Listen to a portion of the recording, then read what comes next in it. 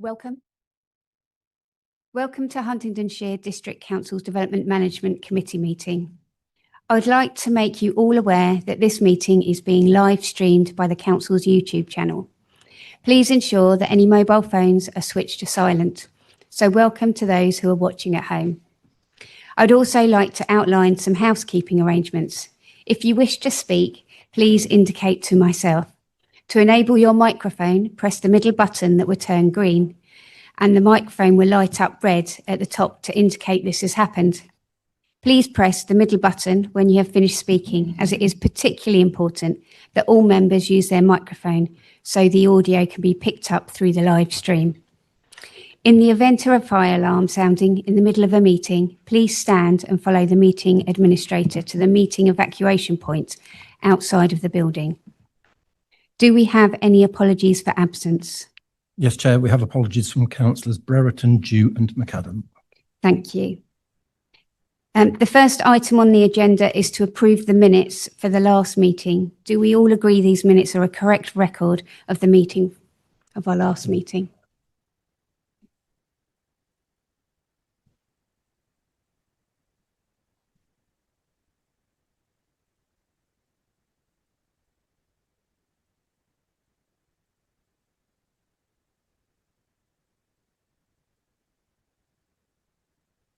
I'd like to bring in our meeting administrator who has a notice for members before we move on. Thanks, Chair. Councillors, you are reminded that some of you might have discussed or voted on matters on the agenda at your own town, Bleak Parish, or Bleak County Councils. For this meeting, you are considering the applications in the context of you being members of Huntingdonshire District Council. It is important that you approach these decisions with an open mind, taking into account the evidence and advice presented tonight. If any member has previously participated in discussions or votes elsewhere, please declare this for transparency. Thank you. We'll move on to item 2 on the agenda, which is members' interest. Are there any members that would like to declare an interest? Councillor Niche. Thank you, Chair. I have to declare interest in Hemmingford correction. Item 3, is it 3B or 3C now? Anyway, Holyoke I'm needing with as I'm the ward member. Thank you very much. Councillor Tevlin. Thank you, Chair. I'd like to declare an interest for item E as I'm ward member for Finstanton. Thank you. Thank you. Councillor Mockball. 3C, St Ives Town Council. Thank you. Councillor Wakeford.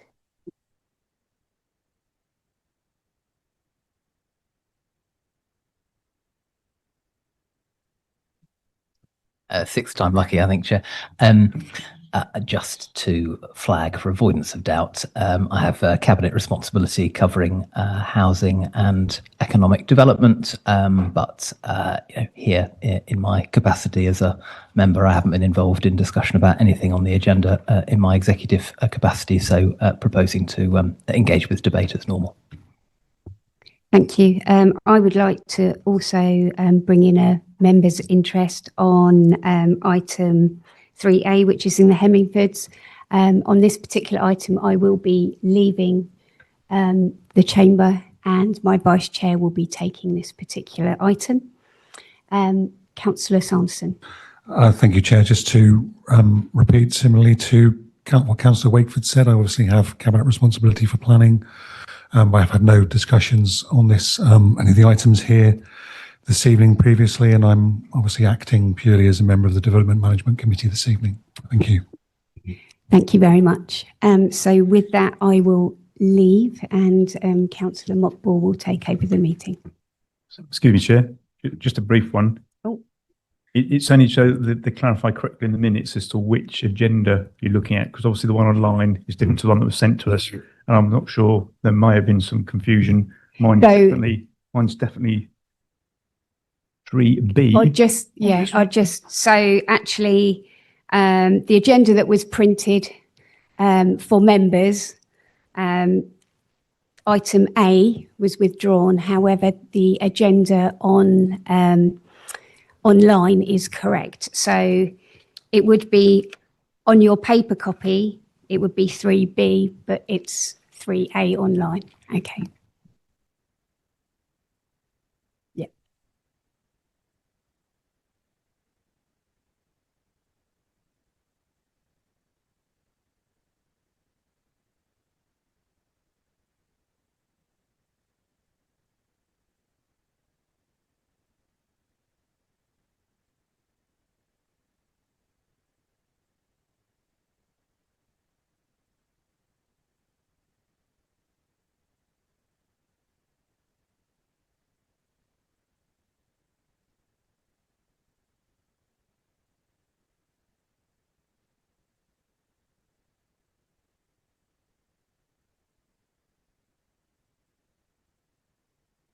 Good evening, members. Good evening, everyone. We're going to move on to our report from our planning officer, Lewis.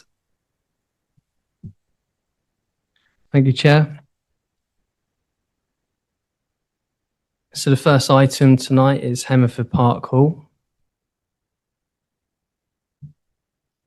So Hemmerford Park Hall is a Grade 2-star listed building, which is currently in residential use, situated within generous grounds to the southwest of Hemmerford Abbots and within the Hemmerford Conservation Area.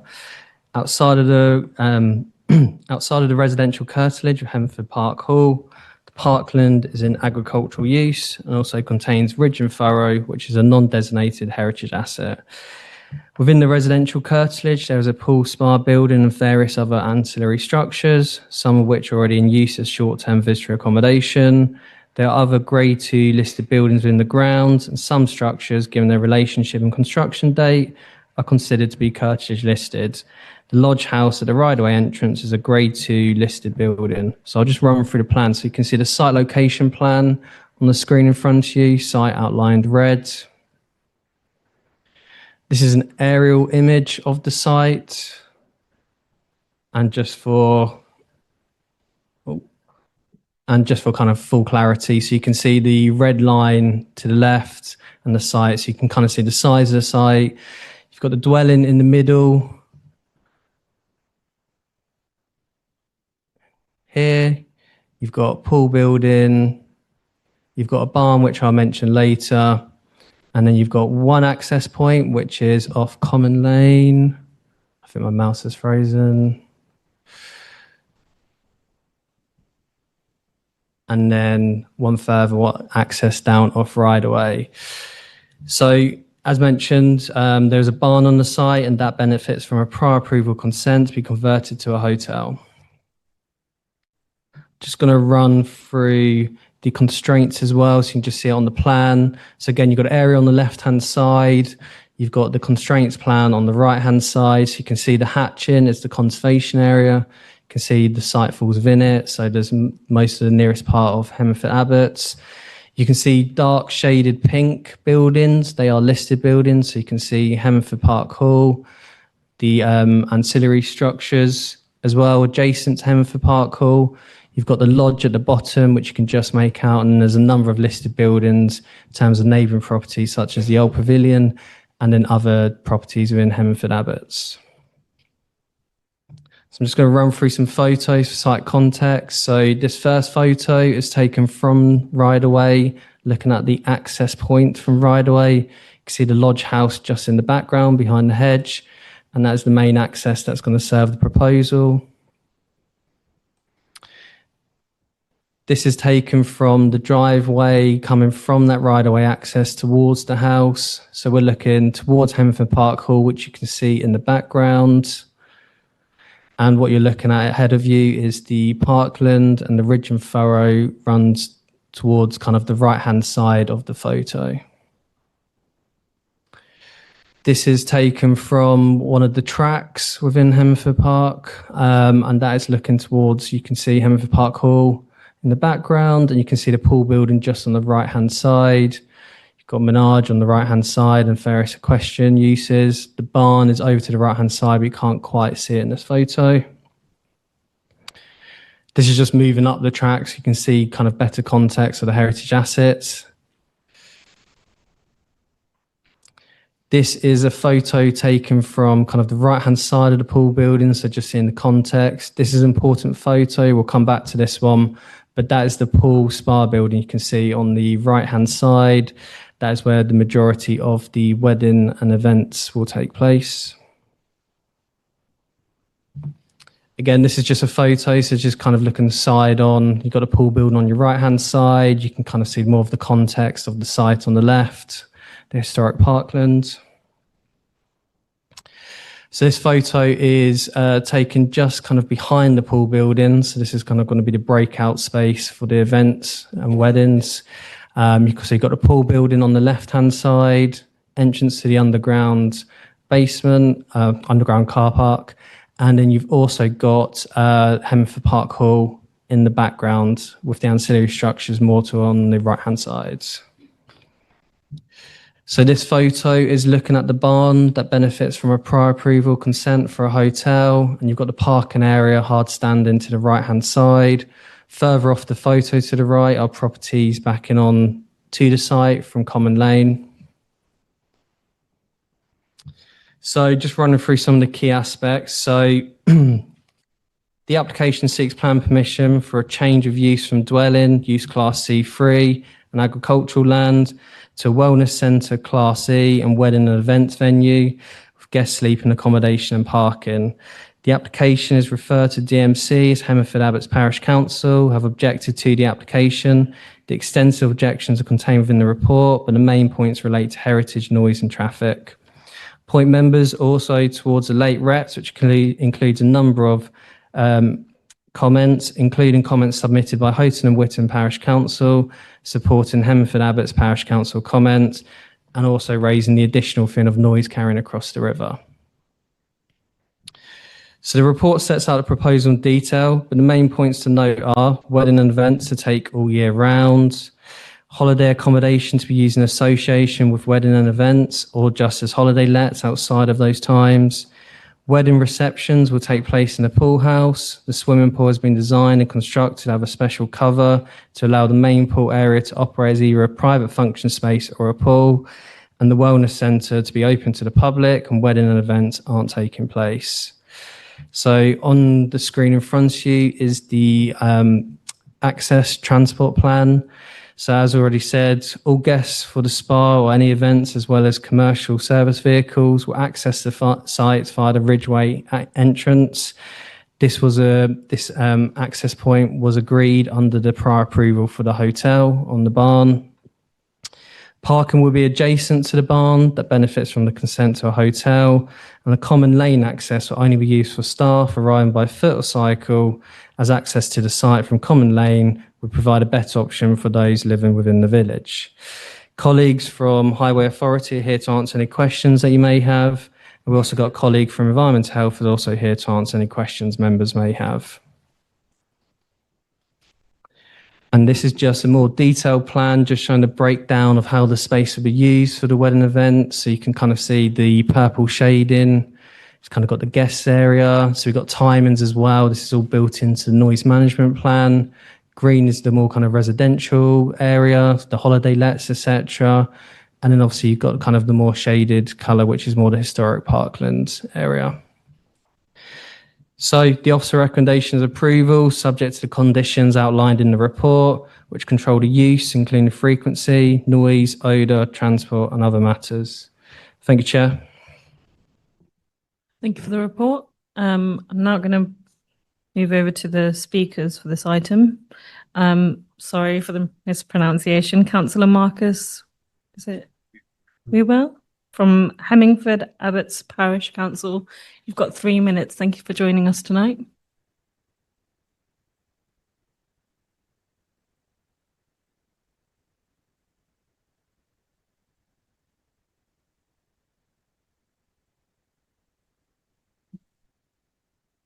Is that on? Yeah. Thank you.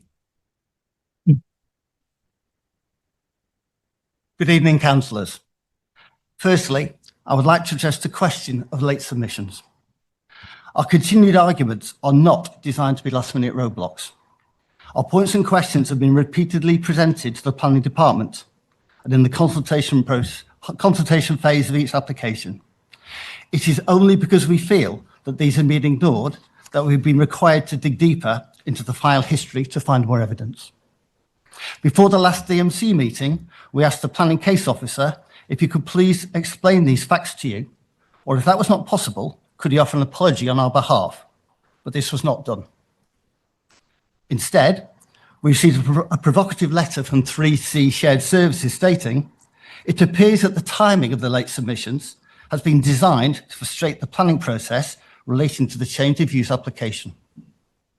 We responded by letter on the 7th of December, copying you all, explaining the reasons for our actions. Yet the latest document from HDC officers, again, specifically refers to the timing of our submissions. This is unfair, and we feel introduces an unnecessary and unwelcome bias into the decision-making process. We are also very surprised that the Buxton's letter sent to HDC on the 12th of November on behalf of various parishioners, referring to the repeated intimidation suffered over 4 years, appears not to have been shared with you. Over 40 pieces of correspondence have been lodged with the solicitor, and these have undoubtedly led to material suppression of the democratic process, as people have been afraid to express their views.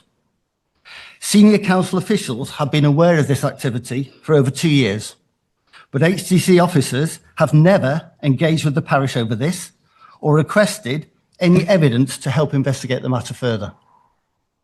We understand and agree this is a planning, not a personal matter, but surely you should be concerned that legitimate views are being withheld due to a fear of reprisal. Finally, I wish to address the question of planning balance. Several of you here present tonight have referred to this principle in previous cases before the committee. This is a simple equation. You're being asked whether the commercial benefit of a single business benefiting 2 individuals is more important than the amenity of over 600 residents. In the last 3 years, over 350 letters of concern have been submitted by parishioners regarding this application. And in an anonymous consultation undertaken in August, showed 89% opposition. The parish has consistently demonstrated its deep concerns over this application. So the question in front of you tonight is this: do you intend to acknowledge or ignore their voices?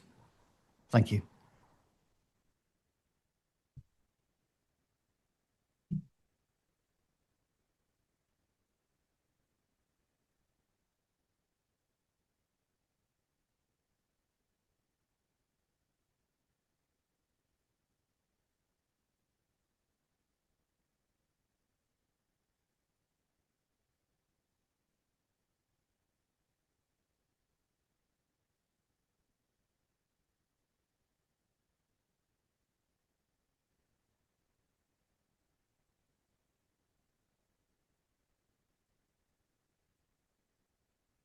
Does anyone have questions for our speaker tonight? So we've got one question from Councillor Wakeford.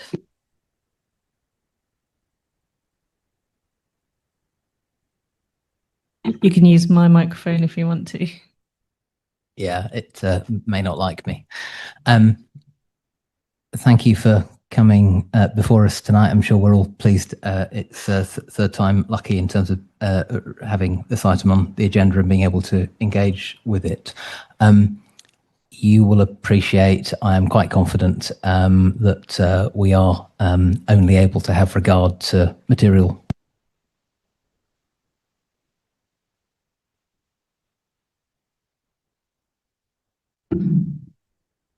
Thank you, Chair, and for loan of your microphone. You're well aware we're only able to have regard to material planning considerations in making a planning decision, which may not be the totality of issues that private parties may have around a site. My question is, in view of reference you made to a letter, just wanted to give you an opportunity to flag for us whether you were suggesting that there were material planning considerations raised in the legal letter that you referenced, the date of which I didn't jot down, that you're suggesting we might not have had regard to and that you'd like to signpost us to.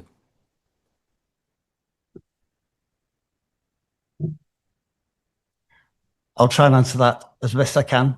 The latest letter, which I believe you've received from Buxton solicitors, was not submitted on behalf of the parish council. It was submitted by parishioners. So I shouldn't refer to it in detail. I only read it an hour ago, but I believe that letter, from what I've seen, does include considerations which you may want to take into account. Thank you. Councillor Niche. Thank you, Chair. And again, thank you for coming tonight. I suppose, and it covers on from Councillor Wakeford there, is from a parish council's perspective, from your deliberations, what are your main material planning reasons? I can see some in here, but are they your main material planning reasons for your belief a refusal should be considered? Thank you. So the main concerns of the parish and the parish council, which have been collected through the consultations, are the traffic dangers around the entrance to Rideway, the noise that will be generated late at night and most weekends, and potential disturbance from light and odour. And that reflects the consultation that we undertook about 3 months ago, which is documented and has been openly shared. Thank you. Thank you very much. Would anyone else like to ask any questions of the speaker? If not, thank you so much for joining us tonight. And we'll move on to the next speaker, which is Councillor Paul Boothman from Houghton and Witton Parish Council. Thank you.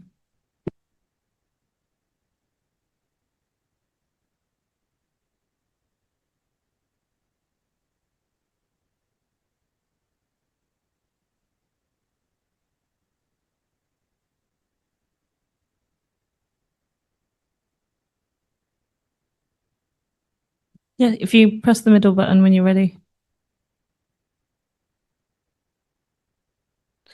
Chair, members, thank you for allowing me to speak this evening. I can also acknowledge Hemmingford Abbots Parish Council as well, as their interventions have fortunately delayed this committee long enough for Houghton and Witton to regain our right to speak as a neighbouring parish council. I emphasise our position as a neighbour because we share the same landscape and noise corridor that lies between us. Yet despite this, you'll find no reference in the officer's report to Houghton and Witton, nor any assessment of the potential noise and amenity impact on our residents. Sound travels unpredictably across the valley. Before the new A14 was built, residents and visitors often complained that traffic noise seemed louder in our parts of the village than actually in Hemmingford Abbots itself. Some residents were certainly unable to sleep with their windows open. Similarly, private parties in Hemmingford Abbots and even music from the Hemmingford Grey Regatta can be heard in rising and falling waves, particularly at night when background noise drops. This demonstrates that the term neighbours must be understood in a wider context. Both villages affect each other acoustically. Policy LP14 requires that noise impacts, including timing, duration and character, be acceptable for neighbouring land. This proposal fails that test, particularly for those living semi-outdoors in tents, caravans or boats. Concerns include likely use of fireworks, difficulty in managing large groups, especially with open doors and windows in warm weather. The calendar itself, put forward in the economic case, has events concentrated into nearly every weekend through spring and early autumn. Potential for those events to exceed predicted numbers also, unless strictly limited, are an issue. Our local economy depends on quiet nature-based tourism. The Great Ouse Valley and Houghton Mill attract large numbers of visitors. Noise and traffic from these developments would undermine the tranquility visitors seek and harm the conservation area. Meeting with the National Trust only last week, they made it very clear that how dependent they are on campers and caravanning overnight on their site. Houghton Mill and its campsite remaining open is viable is critical to our village economy. Hemmingford Park, with its important landscape features, has been quietly managed as a private residence since it was built. Only recently has that model begun to be challenged. Implicit in the planning application is that this may not be possible under the current ownership. However, in our view, aiding the current owners is not a sufficient material consideration to justify permission that could harm neighbouring amenity. We therefore recommend refusal. Finally, very briefly, in defence of the parish councils, I think we're often heard, but current practice means that they're rarely listened to or genuinely understood. Rather than criticised for trying to navigate what feels like a one-sided process, they should be recognised for the valuable local insight they bring to decision-making. Parish councils work with strict rules and aim to get things right first. Unlike applicants, they have no right of appeal and cannot seek retrospective permissions. Thank you. Thank you so much for joining us this evening. And do we have any questions for our speaker tonight? There are no questions. So thank you so much for joining. So our next speaker is Susan Painter, who is an objector.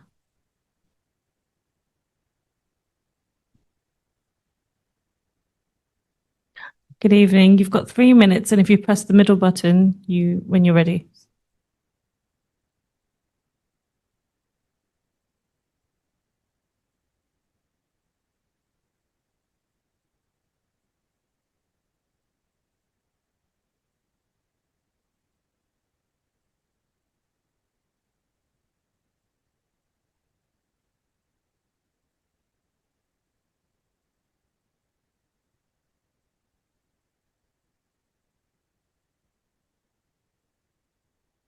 Thank you. Yes. Hello. Thank you. Good evening, councillors. I'd like to present you with extracts from a conservation consultation written by HDC's own Conservation Officer, Nick Armour. And I read, I am not convinced by the suggestion that the access road was previously an agricultural track. Sales particulars from 2009, prior to purchase by the current owners, shows an uninterrupted view from the house across the parkland.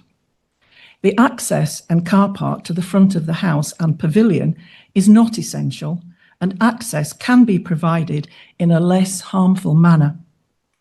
The costs of maintaining the listed building and the parkland may be high, but the applicant purchased this site and was aware of the high level of costs. The council is not required to subsidise buyer's remorse. The applicant has chosen to build the spa building. The costs supplied all flow from the proposed commercialisation of this building. I am not convinced that the identified harm to numerous heritage assets is outweighed by the public benefit of the proposal. Councillors, over the last 4 years, residents have written hundreds of letters, consistently opposing this commercial change of use for weddings and events, as well as remonstrating the harm to a non-designated heritage asset, namely the access track across Ridge and Furrow. This, therefore, is now a serious, pivotal moment in the preservation, history and heritage of this 1,000-year-old settlement. This is a small conservation village of less than 300 houses. Surely the desires for one property, one application, should not be allowed to impose its will upon the existing 650 residents. We should all be mindful of the stewardship, responsibilities, privilege and benefits of living in such a special place? Or do we carelessly squander this conservation environment, these assets, for mere transitory gain? Certainly, commercial event use would have a hugely detrimental effect on our amenity, on our shared heritage, especially as there is no benefit to the conservation area or the village. The benefits in this case do not outweigh the harm. Finally, councillors, this is now in your hands. Protecting an uncommercialised, tranquil, historic conservation village is proving ever more difficult. If private enterprise, councils and authorities yield to commerce and expansion now and in the future, before long, what has been regarded as precious will be forever lost. Thank you, councillors. Thank you so much. And we're just going to bring in Lewis for a few questions of clarification. Thank you, Chair, and through you. So the speakers just mentioned conservation comments. They are not from this application. They're from a previous application, just to be clear. So I'd just like to repeat that. The conservation comments that have just been referred to are not for this application, but a previous application. So they've been taken out of context. When they're talking about the proposal, it's for a different proposal. It was back for when we were looking at the pool building, the application to regulise it. So in terms of, if you look in the officer report, you'll see the comments for this application are quite different and don't contain those words. Thank you, Chair. Sorry, you can't. I can have councillors ask questions though. So if anyone wanted to ask questions of our speaker.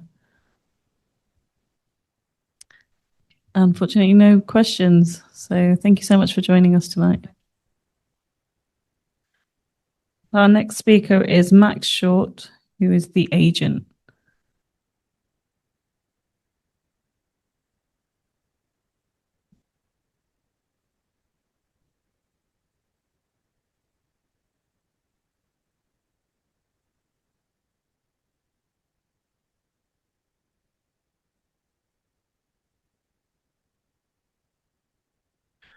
Hello, is that on? Okay.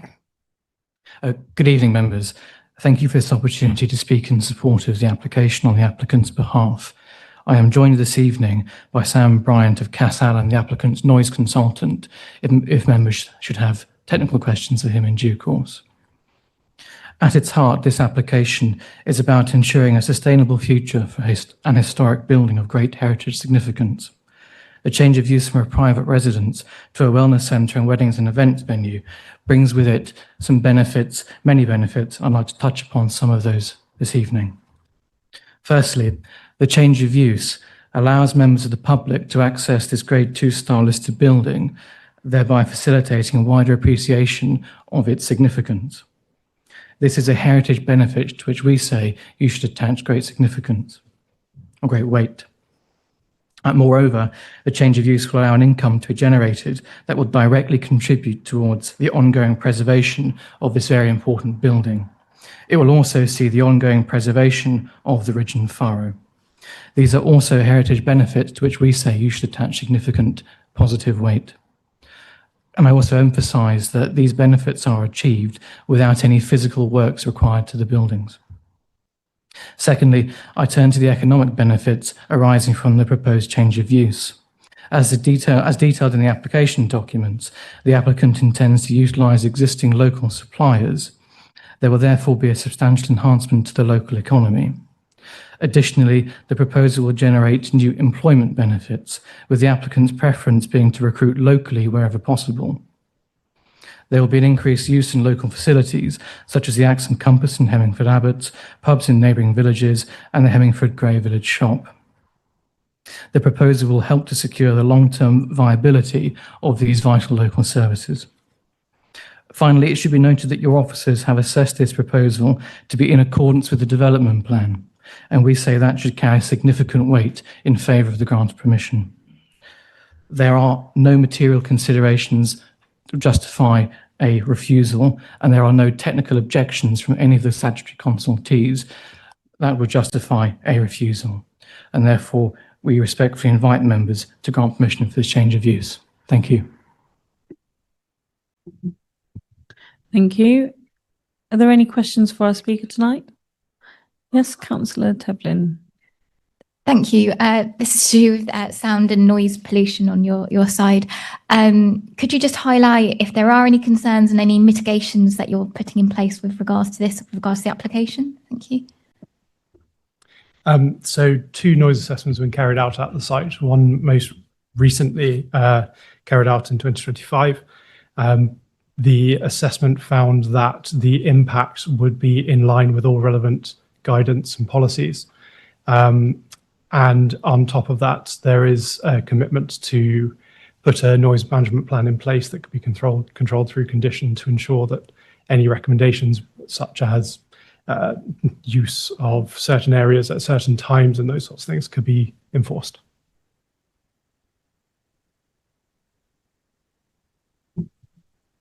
Any more questions? Yes, Councillor Patricia Jordan.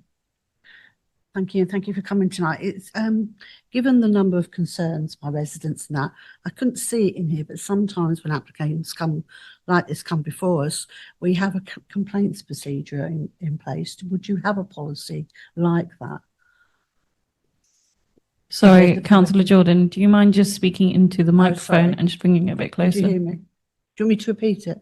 Yeah, just for the benefit of everyone else. Basically, what I'm saying is when these applicants come before us, that sometimes they have a complaints procedure so that residents can follow a strict, structured complaint. Do you have one of those? Or will you have one of those? I mean, one hasn't been proposed through this particular application, but I think it could form part of the noise management plan, which would be secured by condition and therefore forcible by the council under the usual processes. Councillor Ben Pitt. Thank you, Chair. So just paragraph 1.6, clause F. So it's a list of various things here. It talks about community benefits. The venue will offer free or discounted access to local charities and residents on a limited basis, helping to foster community engagement and support. So I might pick up with officers whether that's enforceable as a condition, but I'd be interested to know from yourselves what that looks like in practice.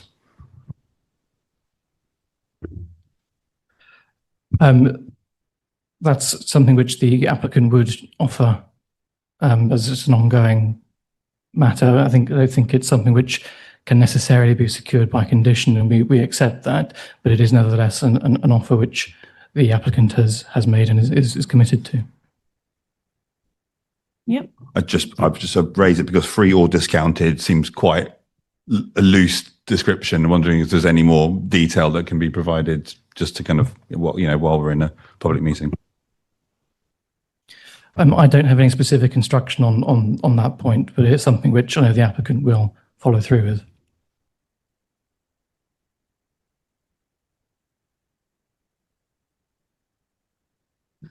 Do we have any more questions? Yes, Councillor Gorson. Thank you, Chair, and thank you for coming down as well. Obviously, some of the issues residents have got is the noise. Can you give us a bit more indication as to the talk of noise suppression and how that will be controlled? Plus also, I believe the target number is 26. Is that a maximum? Or is that just over-egging what you believe there will be the number of events?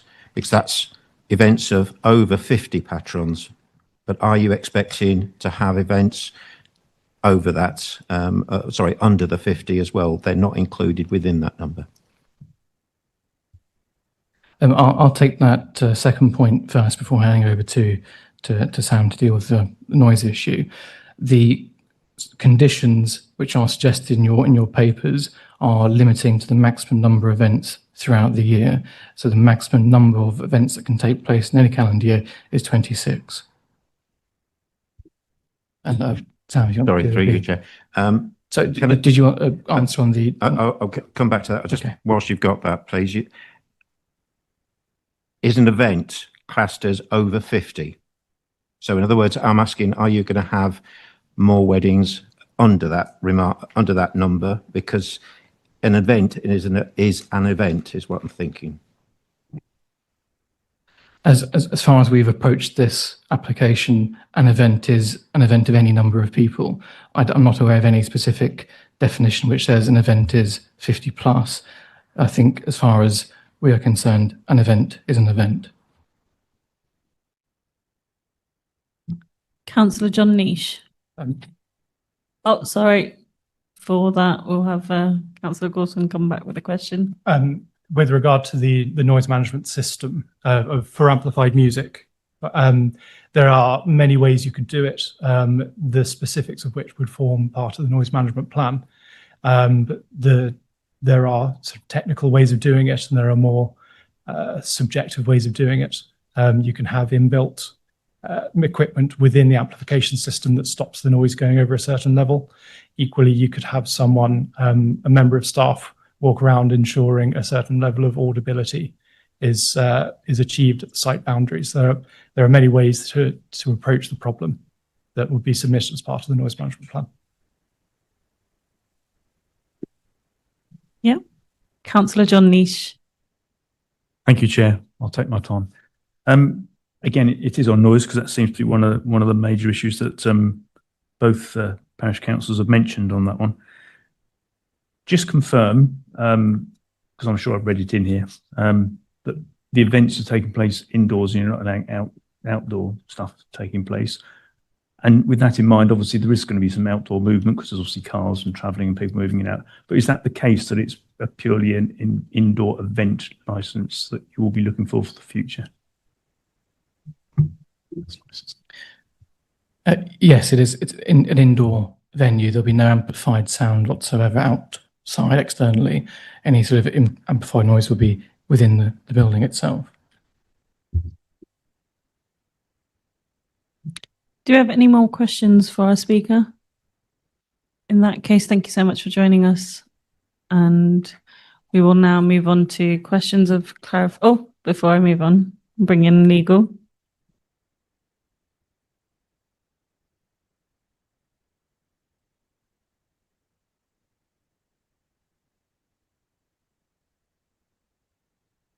Thank you, Chair. Evening, members.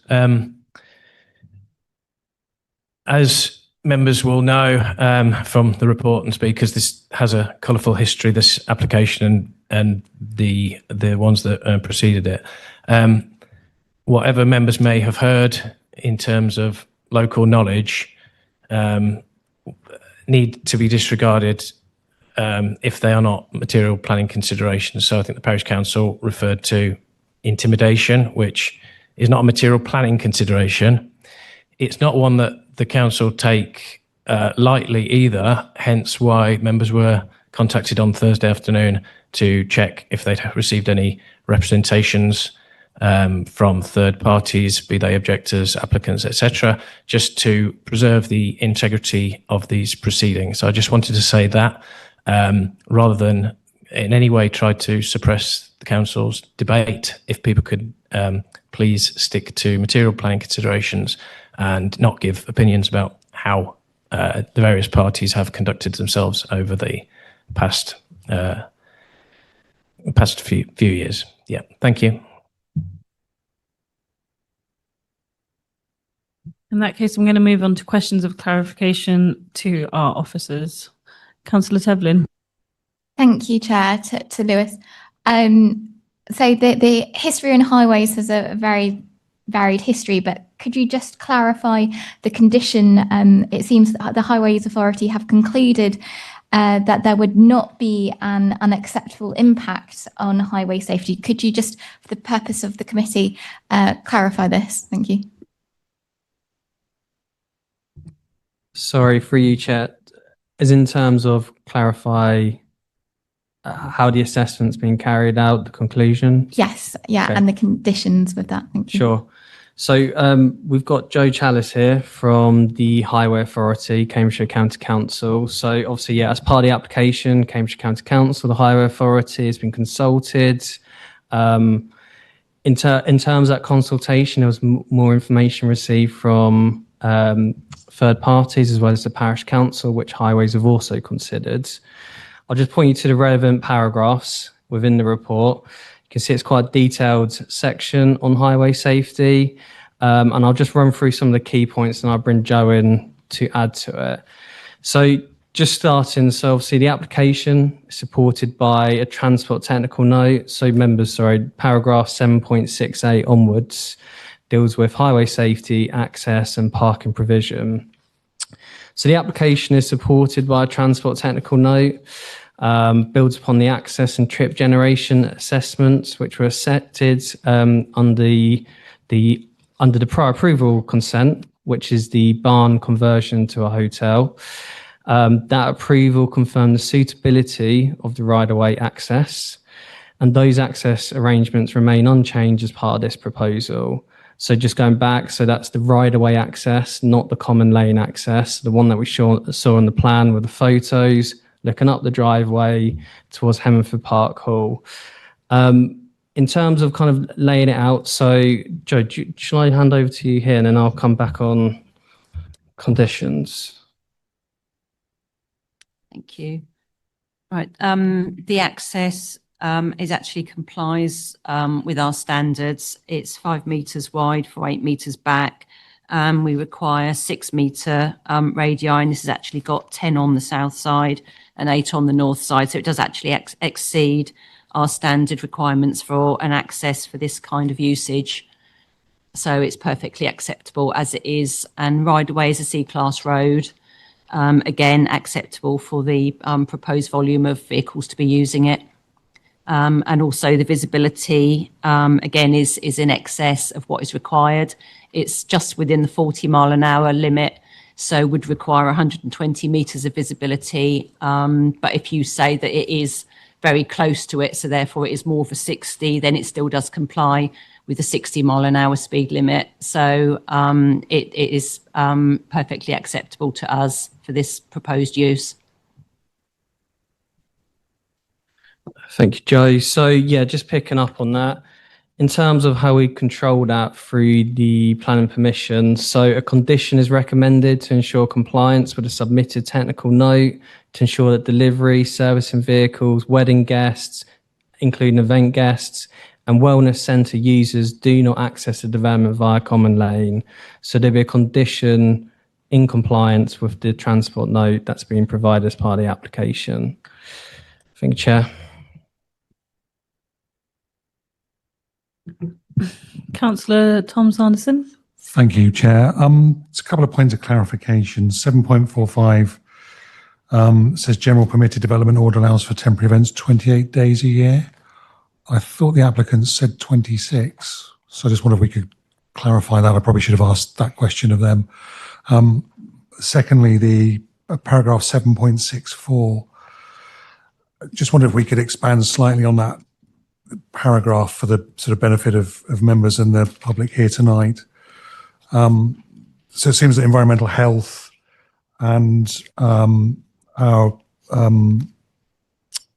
acoustic team, noise team, if I can call them that, they're saying that the lowest observed adverse effect level will be above that noise from the events, but below the significant observed adverse effect level. So we're saying that with conditions that can be mitigated. I wonder if we just have a little explanation on what that might be. So for you, Chair, so just picking up on the first point around kind of the PD fallback of being able to carry out 28 events, 28 days a year. So just looking at the nature of what's proposed in terms of change of use, a wedding could last across the whole weekend. So you have guests arriving Friday, leaving the Sunday, getting married on the Saturday. So in terms of that 28 days would obviously not cover all of those wedding and events. That's obviously just the fallback consideration. Obviously, what's being proposed here is a change of use of the site. So it's a different situation. And in terms of just picking up some earlier comments made about conditions, so you see that some conditions are recommended. One of them is limiting the number of events a year to 26, and also not to have them on consecutive weekends, which is a key one. So obviously, during the spring, summer period, you could get events being bunched together. However, the condition being recommended is to ensure they don't run on consecutive weekends. I'll just hand over to my colleague. So this is Claire Braybrook from the Environmental Health Team. So she'll be able to answer the second question. Hi there. Yep. So in our comments, can you just get to the, sorry, can you go to the paragraph? Okay. Yeah, in our comments, we referenced that the noise may go above the lowest observed adverse effect level during events.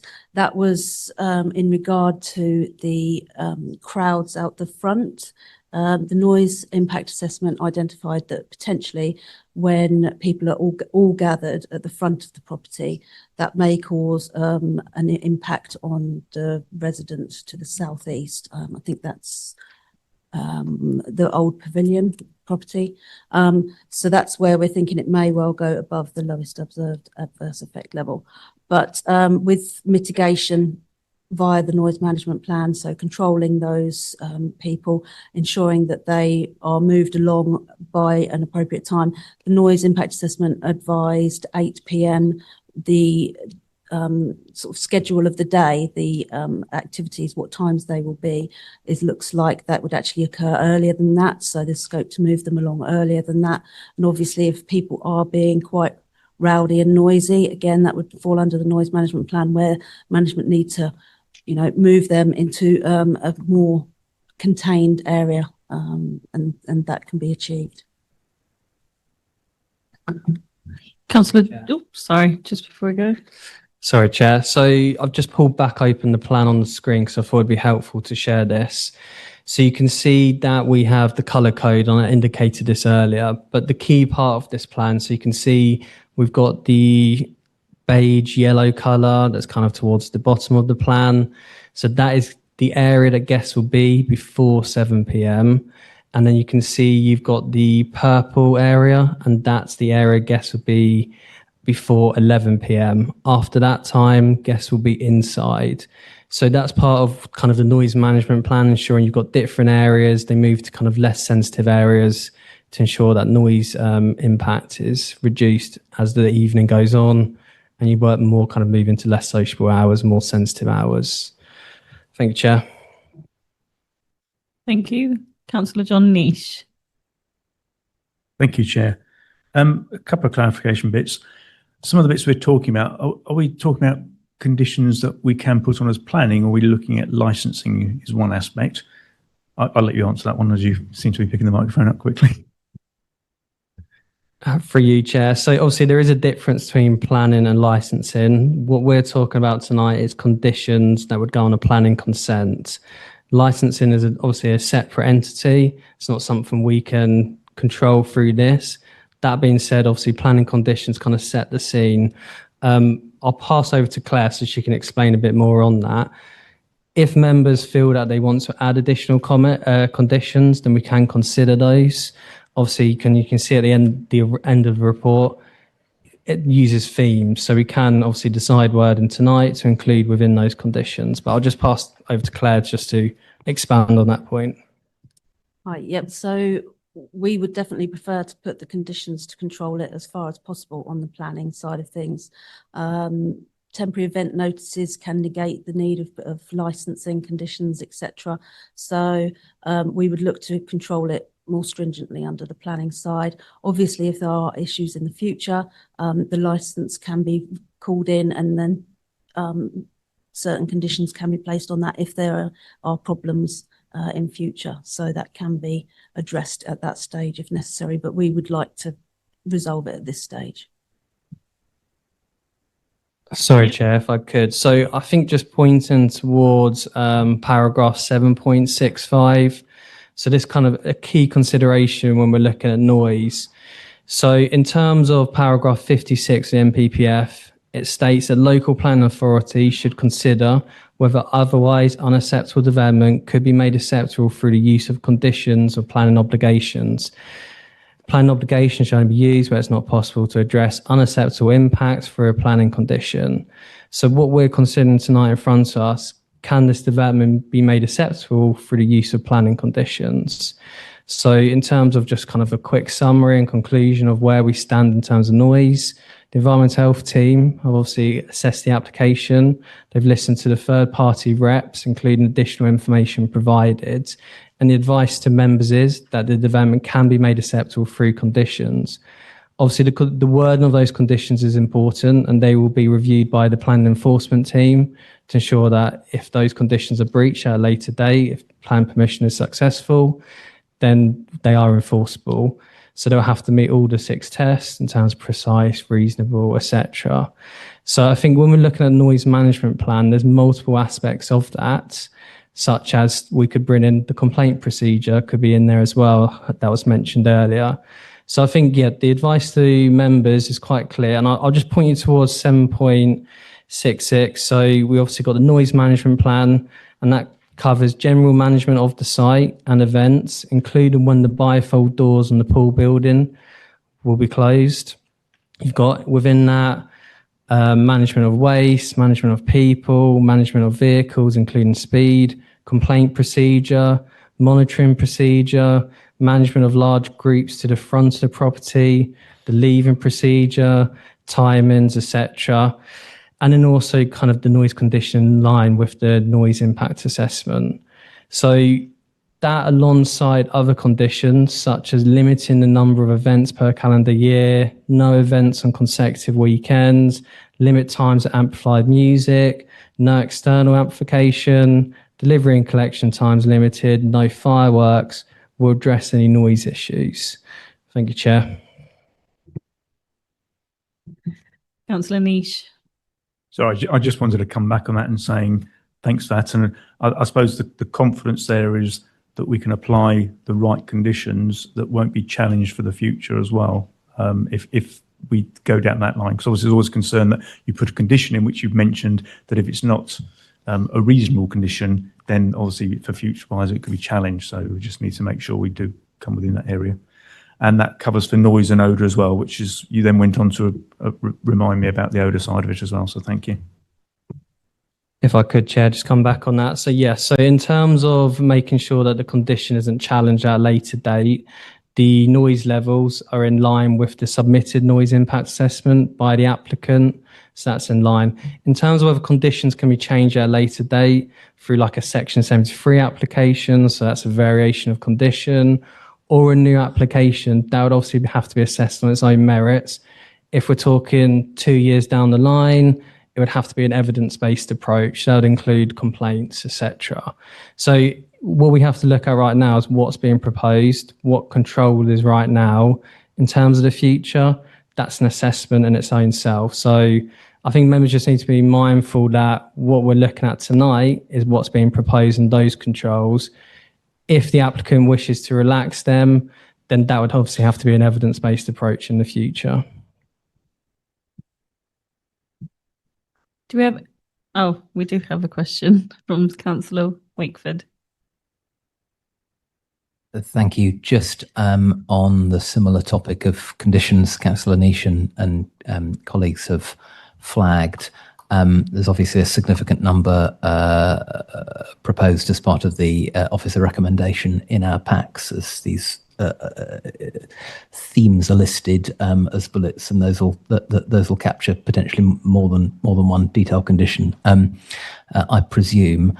I just wonder if it's helpful officers reminding us, in the event we were to approve the application this evening, subject to those conditions or any other conditions they would apply, subject to them not being amended later, as has just been described. In the event we were to refuse the application tonight, I wonder if officers might remind us what happens to those conditions that are in the paper. So for you, Chair, so if members were to refuse the application tonight, that would obviously have to be on reasons for refusal. If the applicant then decided to appeal the proposal, the advice would be the same from the council in terms of conditions as recommended by the Environmental Health Officer. I think just being clear though, in terms of what we've got in front of you tonight, we've obviously got the Environmental Health Officer here tonight. You've got the consultation response in the report. There would have to be obviously material planning grounds to refuse it on noise impact, and that would have to be an evidence-based approach. So as always, we should always be mindful of costs when going into appeal. Your reasons have to be substantive in terms of kind of outlining what the harm is. If I could just add something early on to the conditions, which I forgot, we also have acoustic barriers on the car park, I should have mentioned. So there's a condition around those which helps kind of limit the impact on those nearest properties in terms of the noise from the car parks, that's the comings and goings, kind of the general doors closing, saying goodbye, etc. Yeah, sorry, just through you, Chair. I think it probably just cut to the point there what Councillor Wakeford asked, that were the application to be refused, were it to go to appeal, we could suggest a number of conditions, as would with any application were it to go to appeal. It would then be for the decision taker, the planning inspector, to decide whether or not those conditions are appropriate or required. So whilst we could strongly suggest a raft of conditions, there's no certainty whether an inspector, he, she, they, will share that opinion or decide whether or not those conditions are appropriate. Thank you. That's very helpful. Thank you, Chair. Councillor John Niche. Thank you for letting me speak again. It's just that something has just gotten out when we talk about conditions. It's whether we talk about conditions now, which obviously is a future presumption, or leave that till later, because I'm looking at some of the conditions there.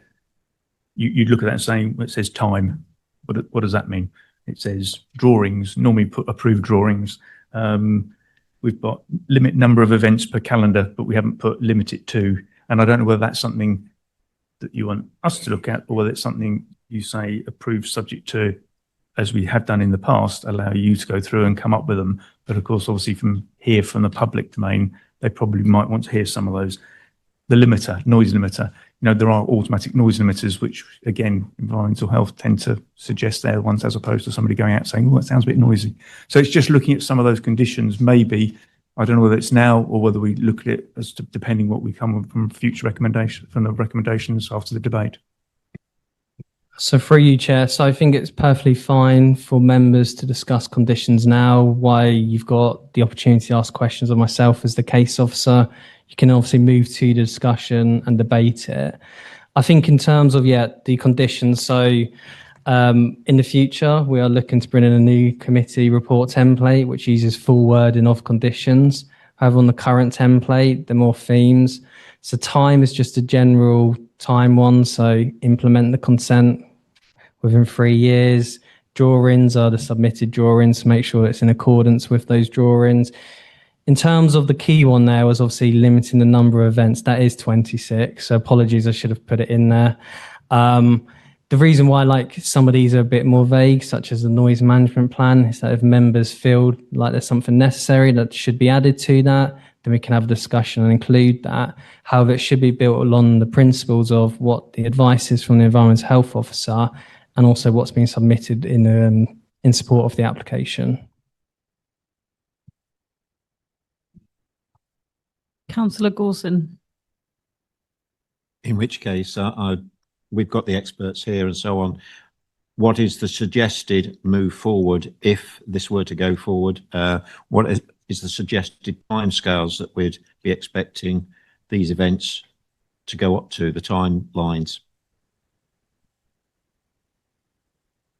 Do you mean in the evening? What time the music would finish? So we've advised amplified music shall be limited to within the hours of 1900 to 2300 for one evening during an event. So it would finish, the music would finish at 11 p.m. at the very latest.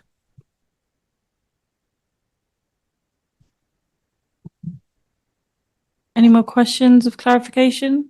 If not, I think I've just got one question. It's for our highways officer. In the report on page 79, you're discussing the trips generation. Does that include coaches? I know you've got a 7.5 box van, but how similar is that to like a coach for the people?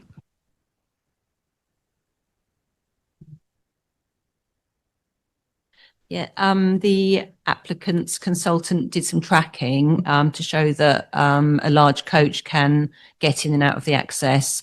So we don't have any concerns. The only issue is that with the box van, it can pass a standard saloon car coming in and out of the access, but obviously a coach won't be able to pass with another vehicle.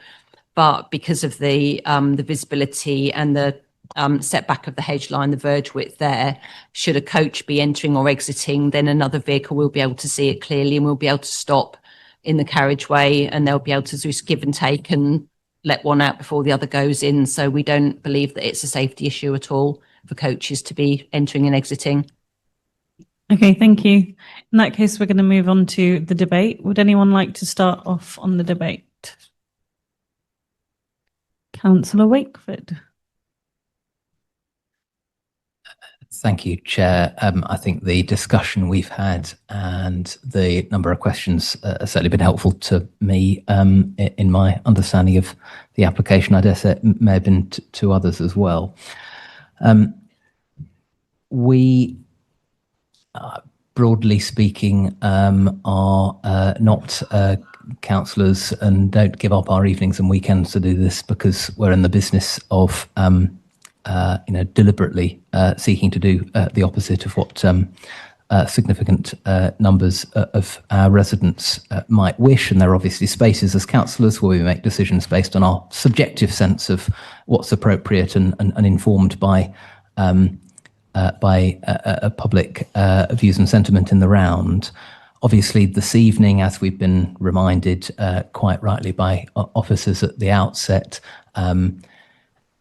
as a development management committee, we're making decisions and required to make decisions on material planning considerations, which is not the same thing as engaging with sort of wider views in general. We have to confine our consideration to issues that are material this evening. It's obviously a highly emotive application. I think our long-suffering committee lawyers' characterisation of the site as having a colourful history is probably leading my understatements of the evening list. But on my current understanding of the issues, from having read the report, from having heard the clarifications, from being informed by the representations that we've had this evening, I suppose it strikes me that this one might be more straightforward than some things that come before us. We've heard concerns of a few material sorts highlighted and that are picked up in our report. Just to, I suppose, run through my thinking on them in turn. We've heard concerns raised about traffic and highways, but we don't have an objection from the Highways Authority that would allow us to stack up a refusal on that ground. We've obviously discussed noise issues, and for reasons set out in the report and clarified in officer responses, we don't have an environmental health objection or advice as to the requirement of refusing as a way of managing issues as opposed to addressing them by condition. Similarly, on odour issues as well, we haven't got an environmental health objection. There's advice that issues could be managed through condition. Similarly, on conservation issues as well, the Ridge and Furrow is a heritage asset. Its quality is not advised to be enormously high, and that needs to be set in the context of the planning balance we take. So, as the applicant, I think, correctly stated, there aren't technical objections from statutory consultees here.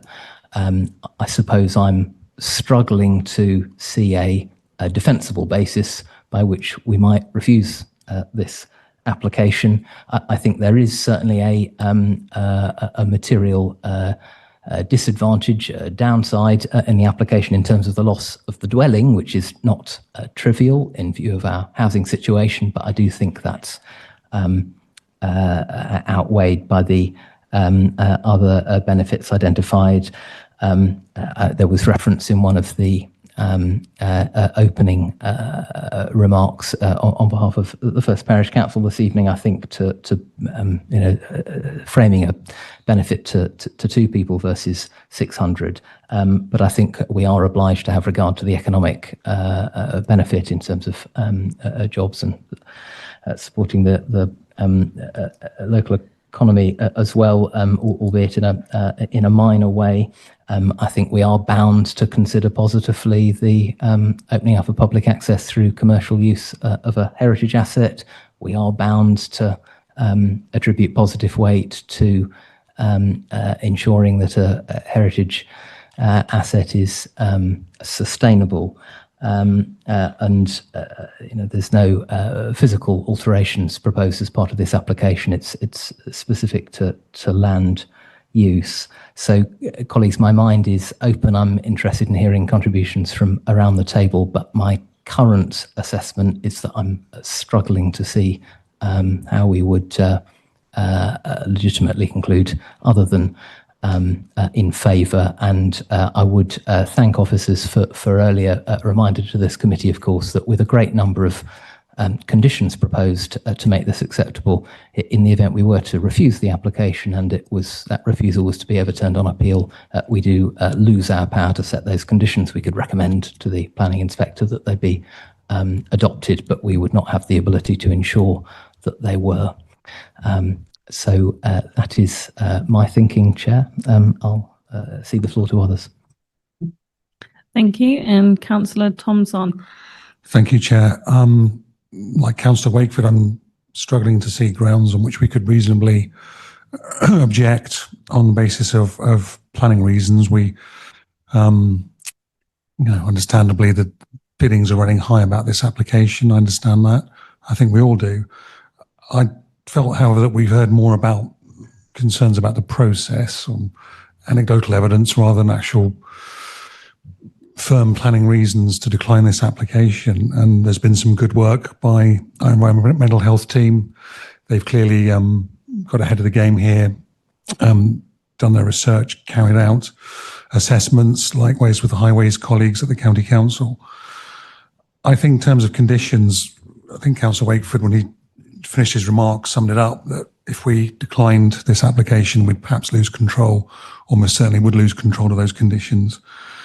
It seems that, notwithstanding paragraph 7.65 of our report, quoting the NPPF, we actually have these suggested conditions in place that would mitigate a lot of residents' concerns on this application. So I'm equally open to alternative arguments, but I'm struggling to see them at the moment. Thank you. Thank you. Councillor Patricia Jordan. Yeah, thank you. I think I'm like for the previous two councillors. When I read this report and I made numerous notes, I too was heightened by the number of the environmental officers' remarks and the work they had done, highways as well. The fact that there's a lot of conditions on here. I would have liked to see a complaints procedure in. I think it's almost like a safety net for residents to know that they can follow one. But I think I struggled to find any planning reason why we should not approve this. So I think, I don't mind. I'll take and say yes, I wish to approve it. So am I taking that as a proposal? Thank you.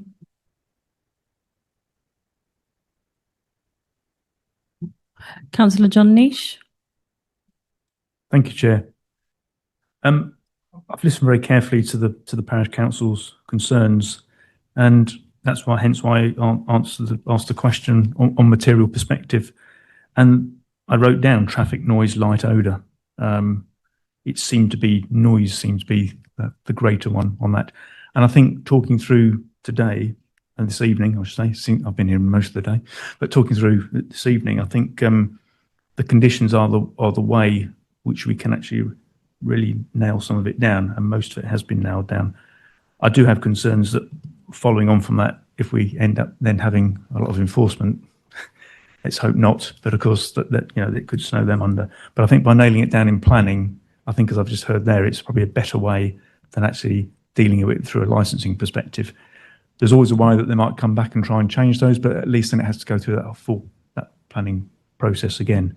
So again, looking through it, my initial concerns through some of it have been waylaid. I just think when we look at it, we just need to nail a couple more of the conditions down, which I have a few suggestions if it gets to that suggestion. But again, I can't see any material reasons from a change of use perspective, which is what this is.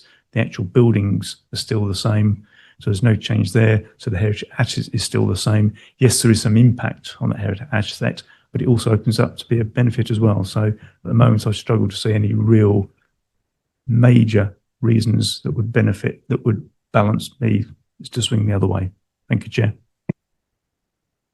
Thank you. Councillor Ben Pitt. Thank you, Chair. So leading on from Councillor Nish's point, I wouldn't want to overly lead our experts in this field, but in terms of the noise management plan, would it be appropriate, I think, to sort of allay some of the concerns if we specified having a complaints procedure within a noise management plan? And I would suggest like some sort of boundary sound level measurement. So to take that approach, again, I would cede to the experts on this topic, but I think that seems to be the areas that we're most concerned about. And if we could get some comfort that those would be part of that noise management plan as part of this decision-making process. Could I have a comment on that, please? For you, Chair. So yes, in terms of what the noise management plan will include, a complaints procedure. I'll just pass to my colleague Claire to come in on the noise levels. Yep, so in our information through to the planning team, we have suggested a condition for a noise limit at the nearest sensitive noise facade. So that is Home Farm, I think, which is about 60 metres away, quite close proximity to them. And the sound level we're advising is the one that was within the noise impact assessment. So it obviously can be achieved, and they are unable to say that that's not appropriate. And that is a sound level shall not exceed 39 decibels, which is an LAEQ of a 15-minute period at 1 metre from the nearest noise-sensitive facade.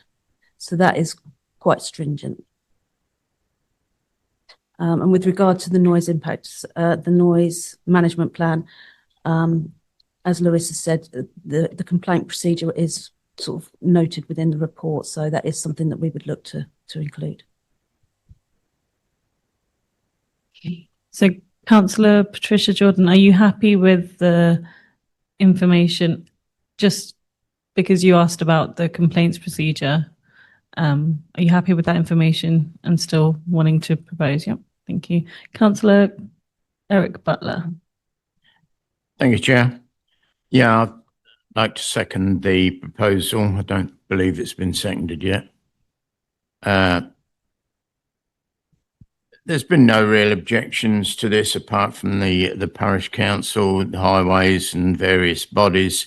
Consultees are all in either no objection or no comment. It accords well with our LP19 rural economy and LP23 tourism. So that's a bonus. I think the applicant's doing what they can to appease the parish, if you like, discounted access to wellness centre, local charities given free hire. So, you know, they're doing their best, I think, to become part of the village. It will help the local economy, local residents, obviously, in the form of jobs. So I'm quite happy with the conditions. You know, we've got provision in there if there is a problem. So as long as the acoustic barrier is added to the conditions, I'm quite happy with that, Chairman. Thank you. Just going to bring in our planning officer, Lewis. Thank you, Chair. Sorry, I should have picked up on this point earlier. So in terms of benefits that relate to discounts, free hire, not clashing with other events, these can't be taken into account for the simple reason we can't secure them through planning conditions. It's outside the remit of planning. So yes, and note why the applicant is proposing to do that. These can't be taken into account. You can't give those weight within the planning balance, just to be clear. That is highlighted in the report, paragraph 7.99. But yeah, just for clarity. Thank you, Chair. Councillor John Nish. That's the third time lucky. It's just looking at the conditions. I think it is just one. I mean, I'm going down a couple of them thinking, yes, we've talked about that. Yes, we've talked about that. The one that says no fireworks, which I know we can put in, and lanterns, which I think is mentioned somewhere in the report or maybe somewhere there. I can't think of anything else on the top of my head but on that one. On the lighting one, I was a bit confused because it says no lighting, which is obviously a bit of a bland statement. So there's going to be a bit of a blackout. Now, I know you don't mean it that way, but obviously it's looking at what lighting you're talking about as to what thresholds and downlights or whatever. I don't know, but obviously we can't just put no lighting because I think they might have a little bit of an issue with that as well.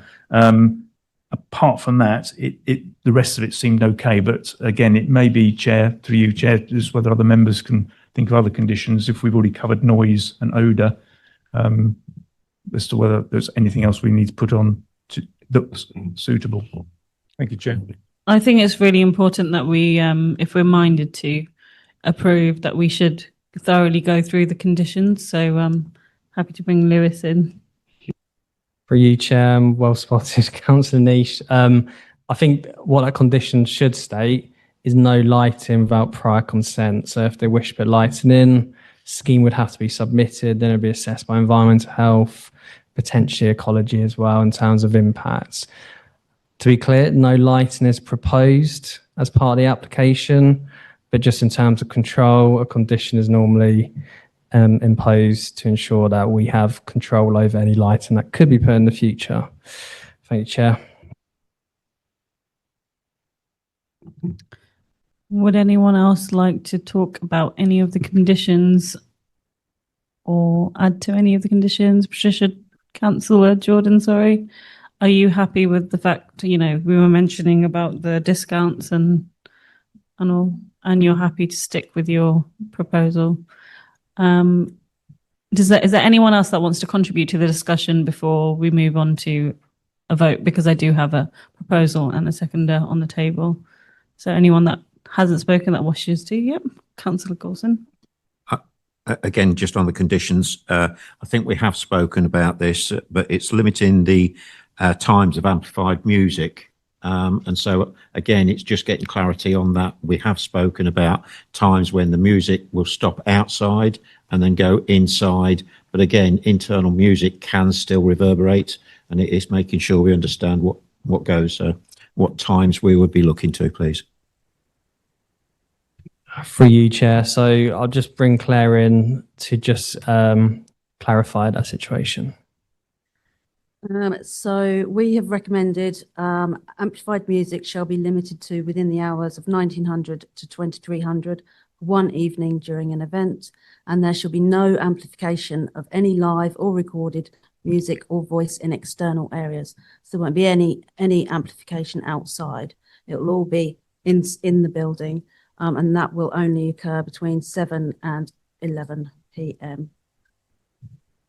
In addition to that, so just pick up, I think what you're referring to, Councillor Golson, is the plan we showed. So that's more the management of people in those spaces. So just moving them away from those neighbouring properties, kind of deeper into the site, whereas higher walls, etc., buildings. Yeah. Yeah, again, people outside can make as much noise as an amplified speaker and so on. If there isn't any more questions or debate. Chair, before we go to the vote, are there any conditions, any extra conditions or amended conditions? Because you just need to be explicit on what those are before you go to the vote rather than confirm them afterwards. Sorry, Chair. So through you. So in terms of what's been discussed tonight, so the noise management plan, including complaints procedures, already within the report and recommended by the Environmental Health Officer. The clarification, I'd say, around the lighting is just to ensure that's no lighting without prior consent. And then the addition would be the no lanterns. So that's just kind of add on to the fireworks. So I'd class that as an addition, Chair.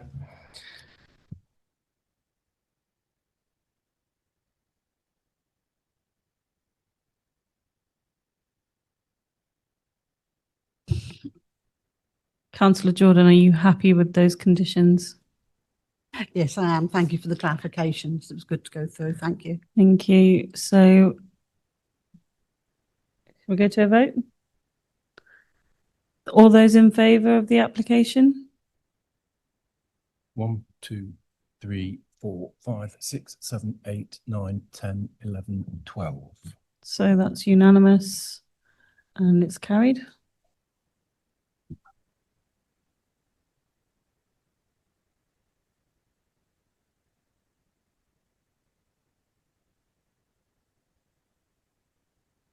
Oh, would anyone like a comfort break? Yeah.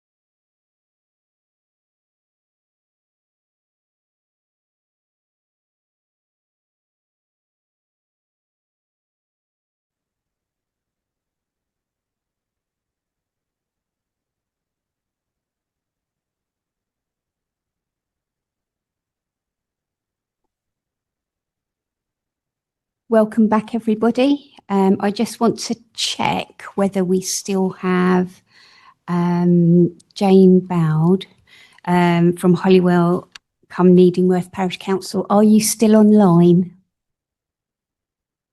Brilliant, thank you. And you can obviously hear us, so that's fantastic. So we will move on to the next item, which is the item that is in St Ives and Holywell come Needingworth, and that will be presented to us by our Planning Officer, Lucy Bateman. Thank you, Chair, and good evening, members.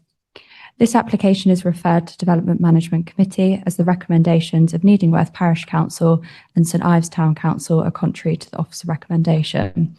This is a hybrid planning application for up to 13,350 square metres of floor space in office, research and development, light industrial, general industrial, storage and distribution and trade counter uses. The uses within the use class order are set out in the description of development. A hybrid planning application is a single application that combines full planning permission for part of the development where all details are included, and outline planning permission for another part where only key issues such as access are decided, with further details called reserved matters to be submitted later. So in this case, full planning permission is sought for the access and internal road and plots 7 and 8, so up to 2,861 square metres, and outline permission with all matters reserved except access for plots 1 to 6, which is up to 10,486 square metres of floor space. So this shows the application site. It covers an area of approximately 5.2 hectares of agricultural land forming part of Gifford's Farm, and it's situated on the northeastern edge of St Ives within the Needingworth parish. A small section along Somersham Road falls within St Ives Town Council boundary.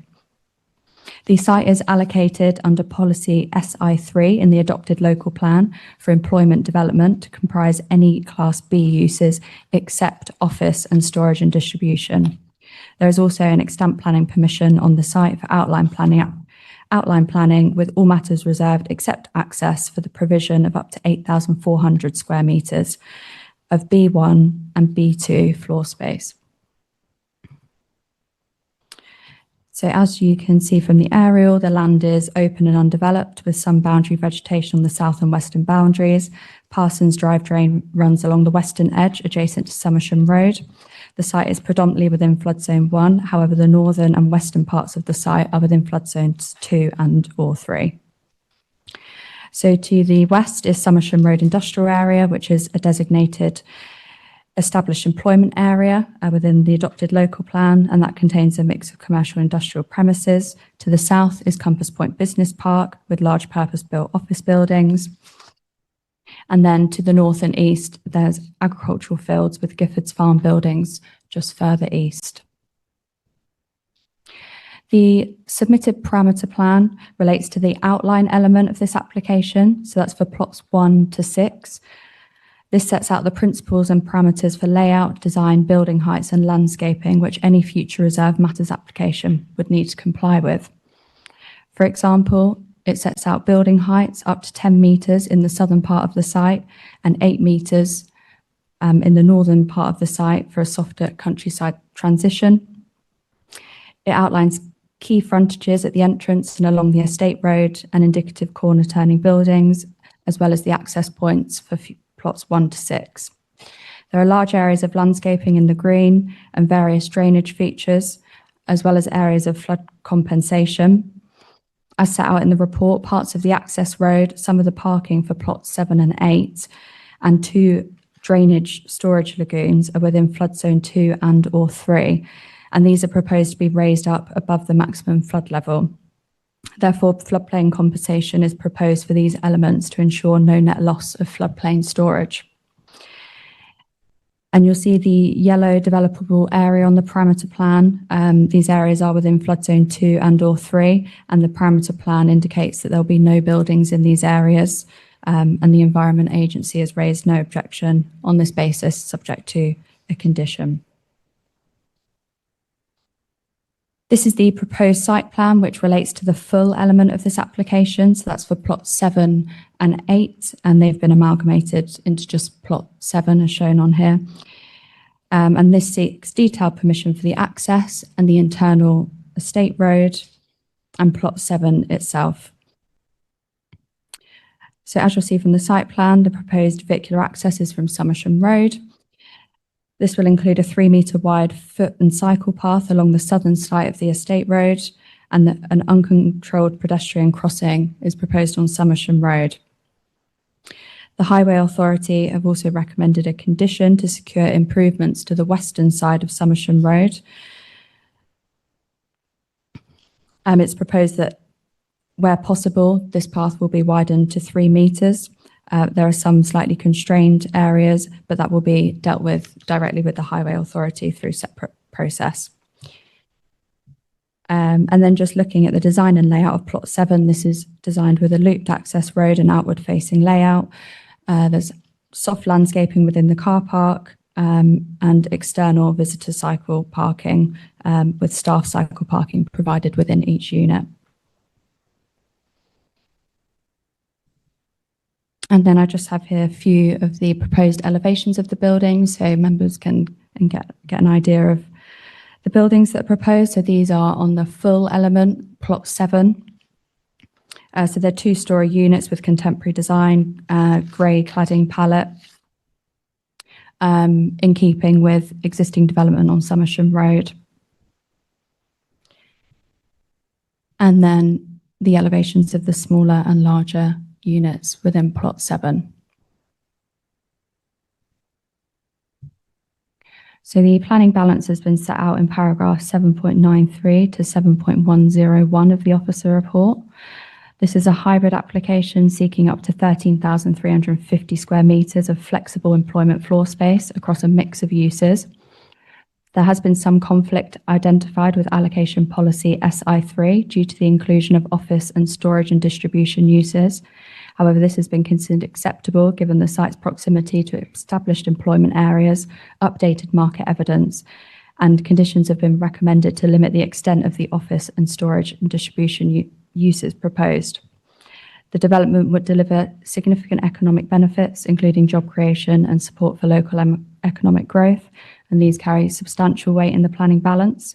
The development would also deliver environmental and social benefits, including biodiversity net gain above the statutory 10%, extensive landscaping and off-site improvements to the footpath on the western side of Somersham Road. Key technical issues such as flood risk, drainage, transport, design and ecology have been addressed through amendments and mitigations throughout the application process. And as set out in the report, various aspects can be dealt with by way of condition. So on balance, the economic, environmental and social benefits are considered to outweigh the policy conflict with policy SI3. I'll now take you through some site photos. So here we have a view looking south on Somersham Road. You can see the application site in the distance and Compass Point Business Park on the left. The photo on the right-hand side is the existing northern boundary of the site, which is currently open, and Gifford's Farm buildings are in the distance. This is the front of the site and the approximate location of the proposed access and uncontrolled pedestrian crossing on Somersham Road. This shows the relationship with Compass Point Business Park and the existing boundary treatment to the south.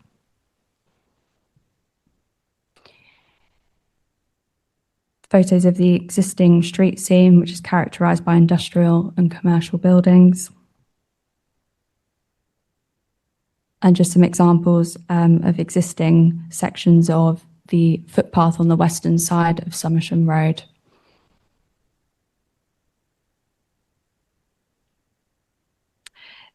So the officer recommendation is for approval subject to conditions. These have been set out in the report.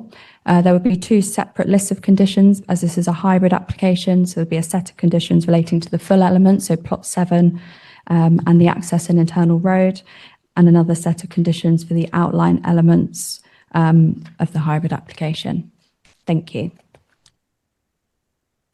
Thank you very much for that report. We will move on to our speakers. We have 3 speakers this evening. Our first speaker is Jane Bow. He's from Hollywell cum Needingworth Parish Council. You have 3 minutes in which to address the council. Hopefully you can hear me, and when you're ready, you can start. Thank you, Chairman. Firstly, it's Jane Bowd, and I am actually female. I'm not a him. The application, sorry? The application was originally... in that case, I'll move on to the next speaker and then come back and see if she's rejoined. I will move on to Councillor Michael Gledo from St Ives Town Council.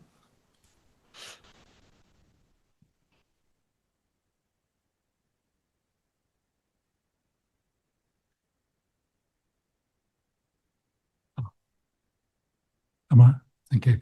Right. Good evening, Chair and councillors. Yes, well, you have our comments before you. I think these basically come down to three key issues. Flooding, which we've heard quite a lot about. I think this development is actually it's the first time there's been this type of development on the eastern side of Somersham Road, and so it has obviously created some problems which haven't had to be dealt with in the past. Flooding is definitely one of those. I could see that there's proposals as part of the application to mitigate any issues which could arise from flooding. I think one of our concerns is about the ditch next to the road, which drains into Parson Brook, because that's certainly been quite a significant cause of flooding in the past, and it's a very temperamental arrangement. Quite a lot of input from various agencies to keep funding. The concern for us is about poor pedestrian access, and it's really mindful of travel arrangements. As I said previously, this side of the road has not been developed before, and from into road, so it's quite a new situation. It's not a road which is well served for pedestrians. It's a narrow, main path, not suitable for just by cyclists, and I know because I have occasionally had to use that bit of path. An improved cycle path is required to connect with other cycles in the town. The suggestion for a ghost crossing on this busy road is not sufficient. This is a 40-mile-an-hour section, and it's quite hazardous to get across the road, even where there is a bollard in place. So I think proposals for a ghost crossing and so on don't really fit the bill for us, and I could see that being quite discouraging for people wanting to access into the town from the industrial estate. Traffic congestion is also a factor. The development can only increase the already known traffic congestion along the A1123 and feeding into the two double roundabouts near Morrison's. And the proposals put forward by the County Council have not been well received, so I don't see that any sort of suggestion to improve that situation coming from this application. So there's our main ground. So thank you very much. Are there any questions of clarification before you leave? Are there any questions of clarification for this particular speaker? No questions, so thank you very much for joining us this evening. I would just see whether Jane has managed to join us. Jane, are you there? Oh, you're very faint. Oh. Maybe it's because our sound wasn't working. It is now working. Yes, it is quite, that's fine. Thank you for bearing with us. And we have got here Jane from Holywell, Needingworth Parish Council. And Jane, you have 3 minutes in which to address the committee, and your time will start when you start. Thank you. Yeah, thank you, Chairman. Yes, this application was originally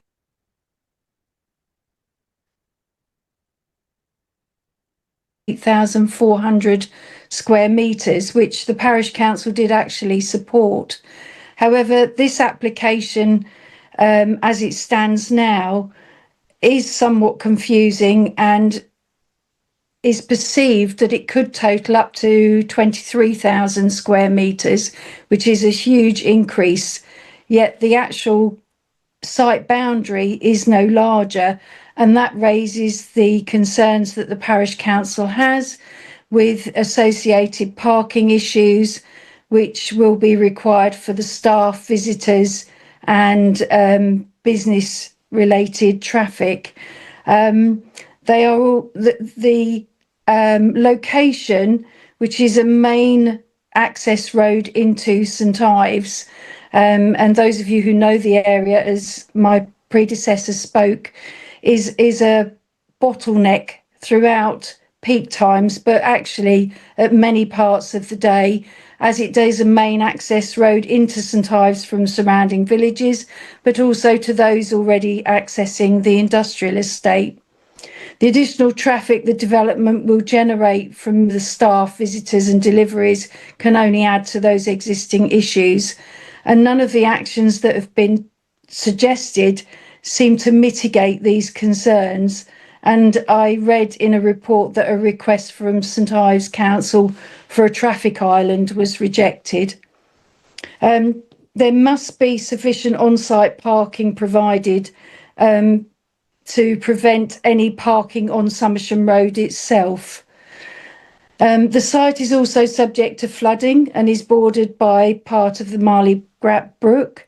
As previously stated in its responses, Council is concerned that the mitigation measures will not prevent further flooding on Somersham Road. Therefore, without more specific information on industrial classification, parking provision, traffic flow modelling and flood mitigation, the Parish Council would ask that the application is refused. Thank you. Thank you very much. Are there any questions for our speaker? There are no questions, so thank you very much for joining us this evening. Thank you. Stay and listen to the rest of the evening. We will now move on to our next speaker. Our next speaker is Tim Waller, who is the agent.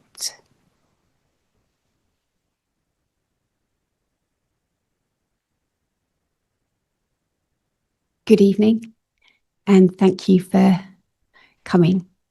You have 3 minutes in which to address the committee. When you are ready, your time will start. Thank you, Chair. And just before I start, just want to introduce us. I'm Tim Waller, as you say, the planning agent.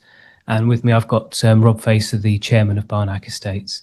We're very happy to answer any questions you may have after we've spoken.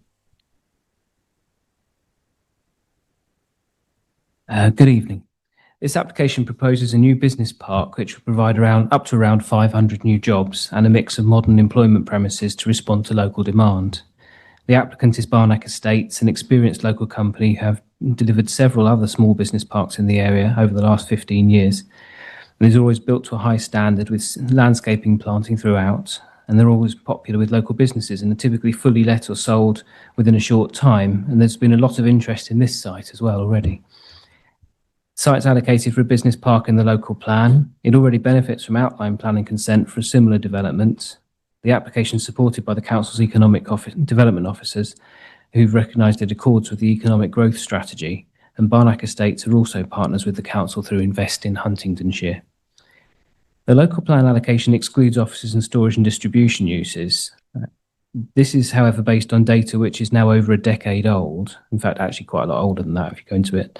And the Council's up-to-date assessment demonstrates there is actually a need for this accommodation In addition, offices are only proposed as part of a mix of uses within a building, so this isn't a straight office use. And similarly, other relatively small distribution units are proposed to serve only a local need.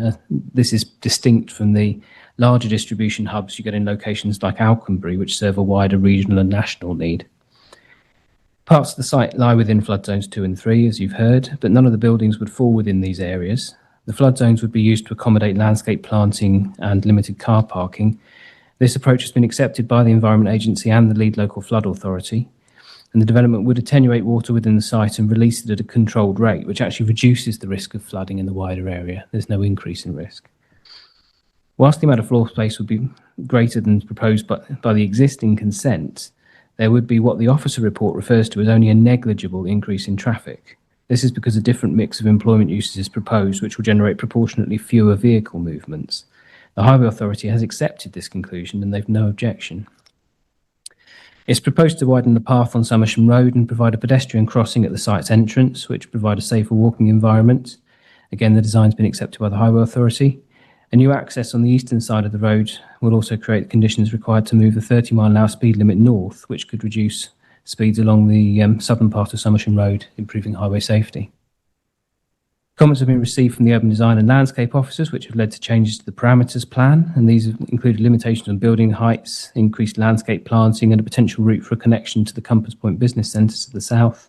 These amendments guarantee that officers' concerns will be addressed, and they provide tighter guidance than was imposed on the previous consent.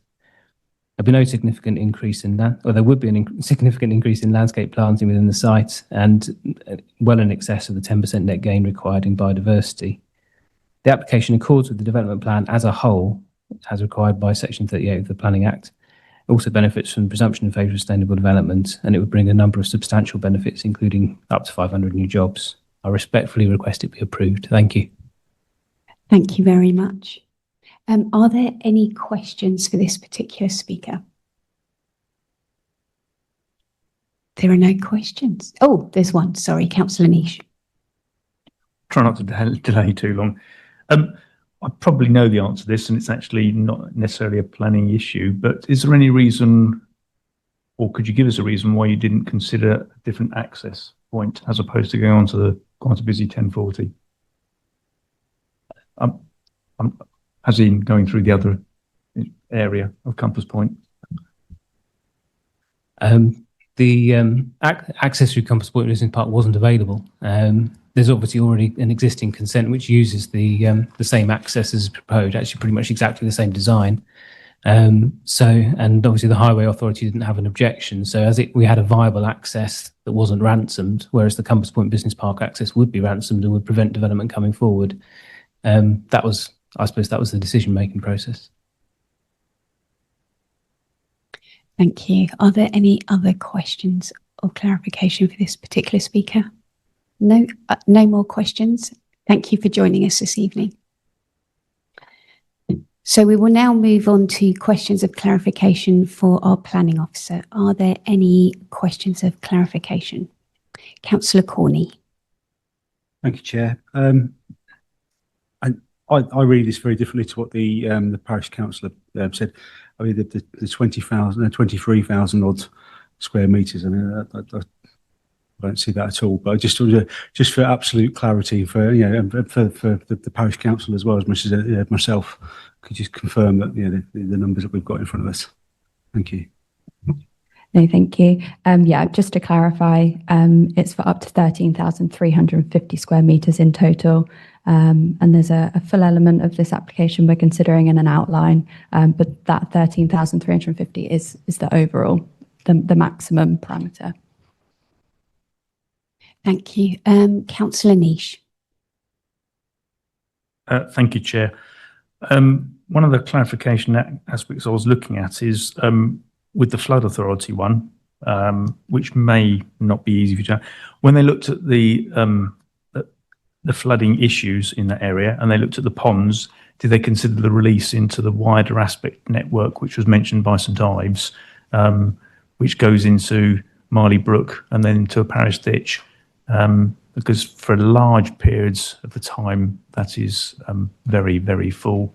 and actually even across the way has actually all had flooding. So I just wonder how much the Leeds Flood Authority, who was sort of one aspect they objected to it, and then they said they were quite happy with it. So I'm not quite sure what changed their mind.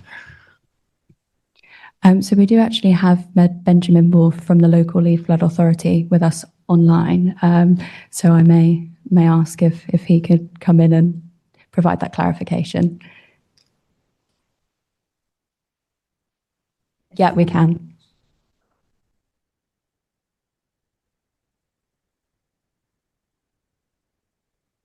The other alternative discharge point.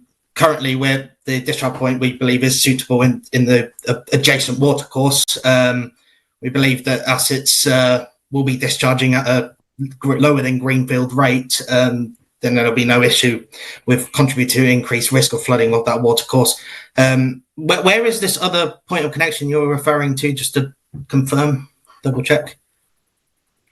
I'm not sure you're confusing yourself with the as other access points, but I'm talking about the connection from the water, which, from my understanding, goes into the Marley Brook, and then goes down through and joins up with the parish ditch, which then goes into the river eventually, once it's past Holywell.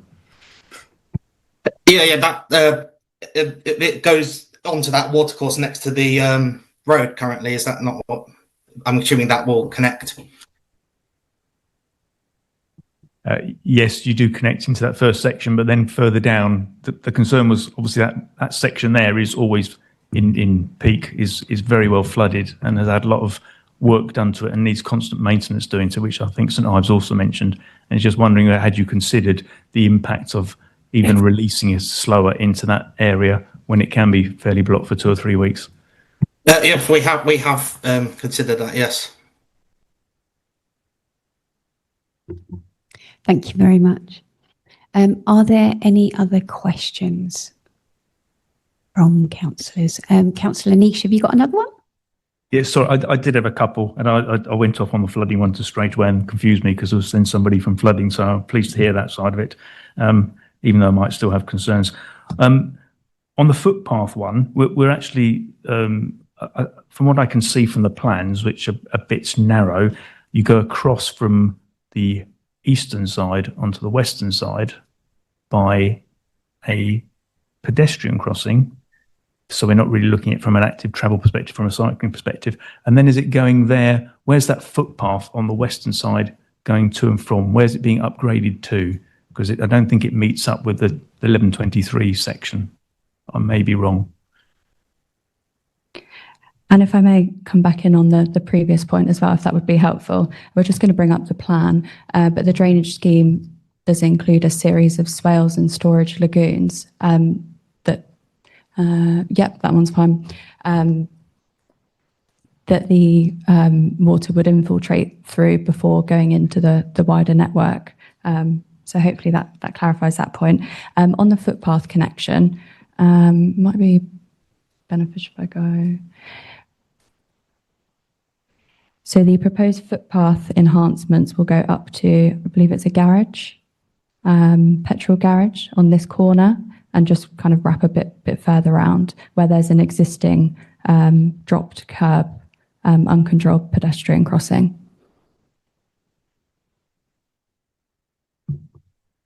But the exact details of what that will look like will be agreed by way of condition and with the Highway Authority. Okay, yeah, okay. I can see where you're looking at. That'll be interesting how they find a solution for that, but thank you. Thank you. Are there any other questions of clarification? Councillor Mockball.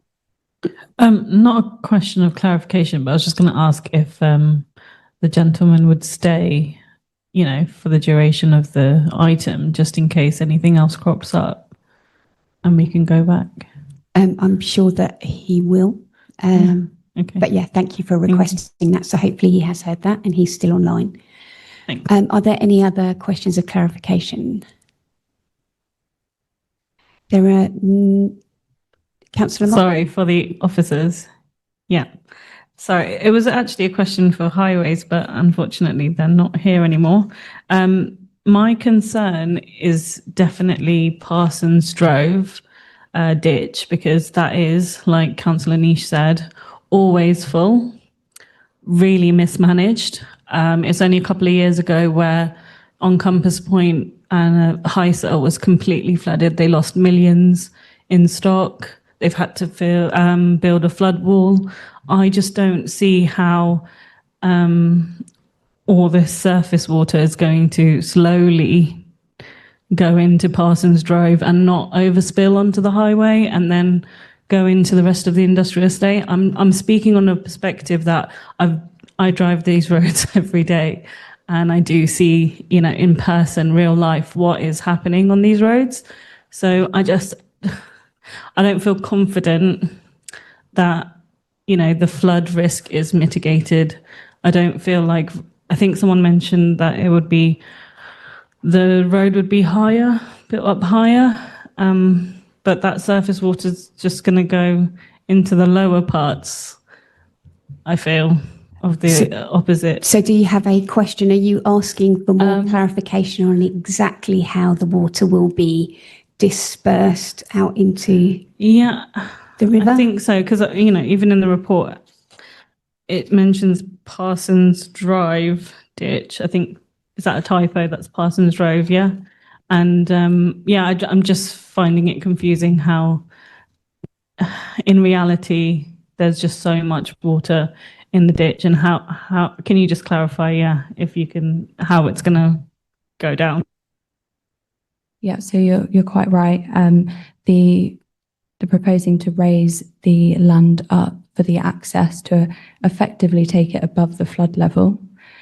To mitigate that, they have to provide like-for-like flood compensation. So the areas you'll see where the drainage features are in the landscape zones, they're providing additional land where that displaced water would effectively go in very kind of high level, not being a drainage expert.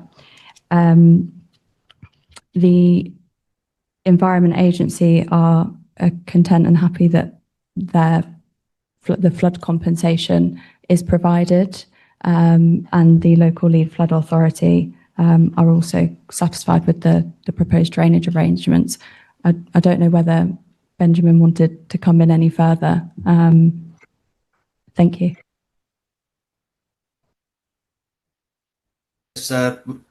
They'll follow a certain order. Infiltration's the top of the list, but obviously this can't be done in this location. So the most plausible second point of discharge is into the watercourse, the nearest watercourse.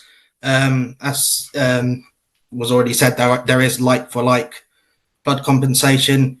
The attenuation basins, which are on the left-hand side of the site, they'll be raised as well. So the impact of the surface water drainage system during a flood won't be affected. It's only the landscaping and the conveyance features to the right that will be flooded, but the system will still work during a flood. And essentially, there won't be any increase in flood risk, any increase in discharge of water outside of the site limits. So obviously, if the road is being raised, hopefully the flooding issues will be alleviated too, but they certainly won't be made worse. Oh, and if I just want to clarify where the points of discharge are, there are two. There's one above the junction and one below the junction. And these are flow control devices like they're used all around the place, very common.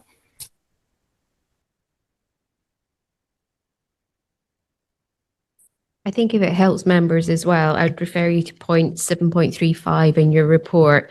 That kind of tells you about the objection, and it talks about the drainage methods proposed in terms of sort of the lagoons and what the flow control is going to be. So I would kind of point you in that direction in terms of it sort of summarises how it will be managed on site, and also that a condition is recommended to secure the final drainage strategy. Thank you. Thank you for that clarification. Are there any other questions or clarification? Councillor Patricia Jordan. Yeah, thank you for that. I suppose it is to do with flooding as well, but the mention of the ditch, I don't know this area particularly well, not like the other councillors in the area. The drains, is it into Parsons Brook? Is that it? Or Who will actually be maintaining that? Who has the authority to maintain these ditches and brooks so that they are clear? Sorry. And through you, Chair, I think we can bring in Ben here, but I believe it's the Highway Authority that's responsible for maintaining that drain along the road. Yes, I believe that's correct, yeah.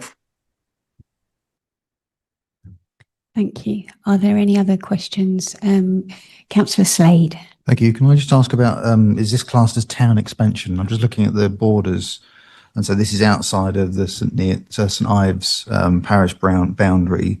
So whether it is classed as town expansion or rural development, I just wanted to get some clarification on that. So the site is within the St Ives Spatial Planning Area, so it falls under LP7 of the local plan, and it's also an allocation within the local plan. Thank you. Are there any other questions of clarification to our planning officer?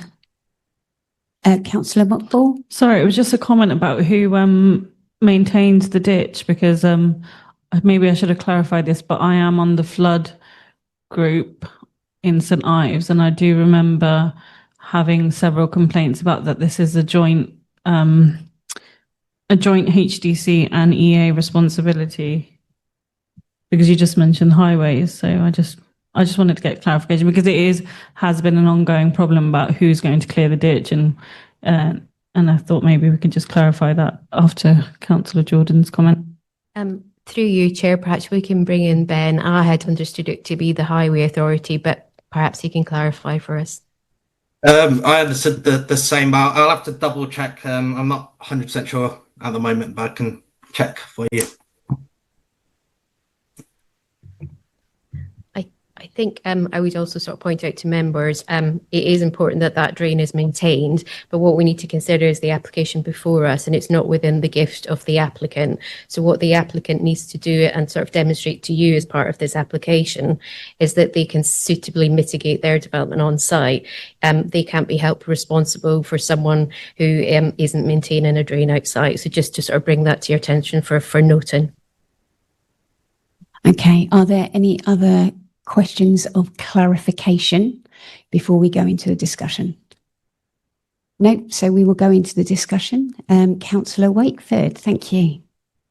If Councillor Mockball will forgive me pinching her microphone on this one, I do feel ready to lead with a proposal. This site is in the local plan allocation, albeit for slightly different use for part of the site, but we read in our packs, our economic development team have endorsed the need for that. It's in line with our economic development strategy. I thank town and parish council representatives for joining and speaking to us, but I think in terms of the potential grounds for objection that we heard, I don't think any of those are seriously sustainable as grounds for refusal.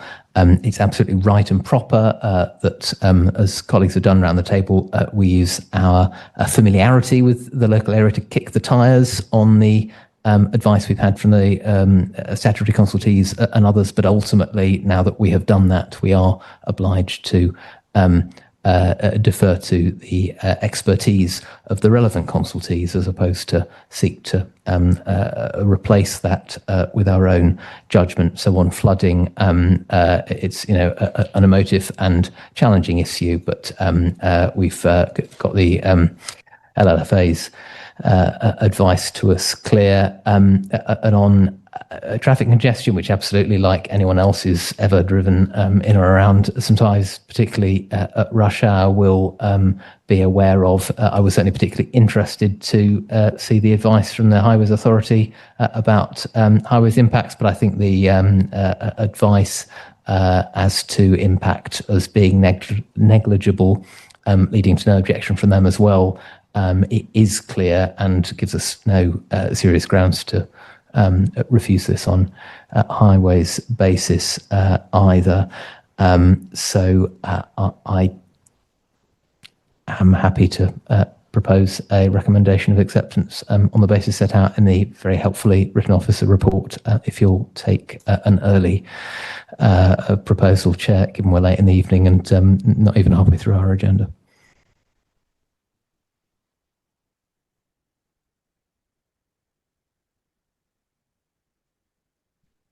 Thank you. I will take that as a proposal. Councillor Corney.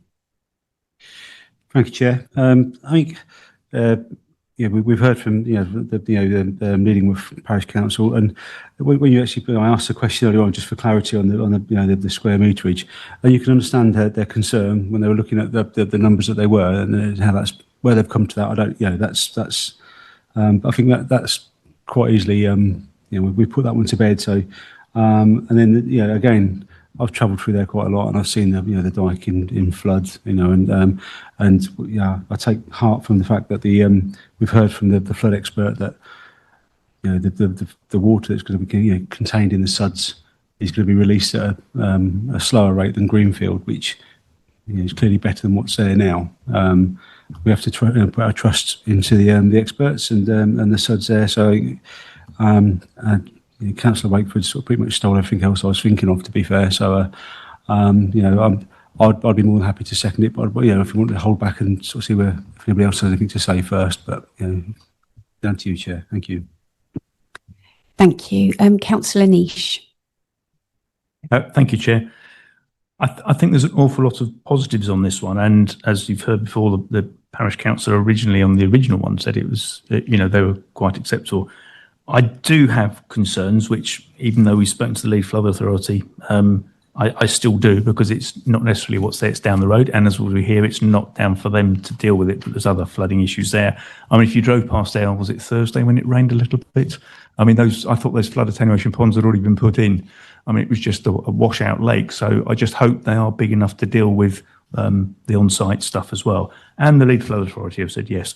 I think there is a concern on parking, because actually, even though we're trying to do the active travel stuff, which is another concern which I'll come on to, I don't think, considering they're putting offices in there now, and we know full well that attracts more staff, the potential of the number of parking is of concern. So whether there's enough parking there, I think it ought to be considered.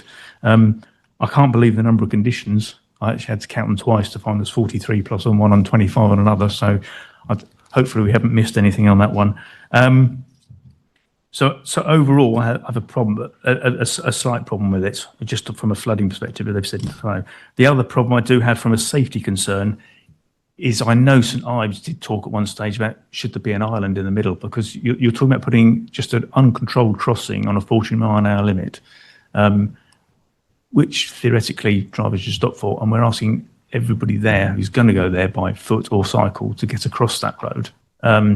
And then onto a path which I don't think they really felt, how's that really going to link up to BP? Are they going to go through the petrol station and out? Because I can't see how they're going to do it, but they've said they're going to, so I have to live with that.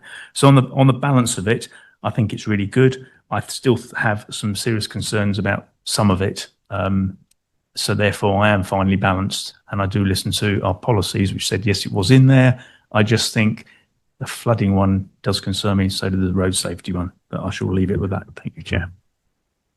Thank you very much, Councillor Niche. Councillor Sanderson. Thank you, Chair. I think I'm most persuaded by paragraph 7.70, because on page 239, mentions, as we heard in the presentation, there's already an approval on site. That's still extant, and some material consideration for the assessment of transport implications. And there have been two scenarios carried out here. The County Council have raised no objections. I hear the arguments about flooding, but I think they've been answered. There will be no building in the areas of highest, I think, 2 and 3, flood zone 2 and 3. And we've heard from Ben, our flooding expert here, so I am content and happy to second the proposal to approve. Thank you very much, Councillor Sanderson. I'll take that as a second. Councillor Mockball. My question was about whether it's within our remit to have some of the works done before, like the road works, the raising of the road and the path, etc., done before the first employment development. Through you, Chair, if I could. Unfortunately, not councillor. I mean, that was the county council haven't asked that question or insisted that is carried out prior to commencement or prior to laying out any of those units or the actual hybrid application, the full application for want of a better word. So unfortunately, the short answer is no, it's not within our remit, I'm afraid. Had the highway authority have asked for that, then that would be something officers would have negotiated and secured and put on an appropriate condition. Thank you. Councillor Gorton.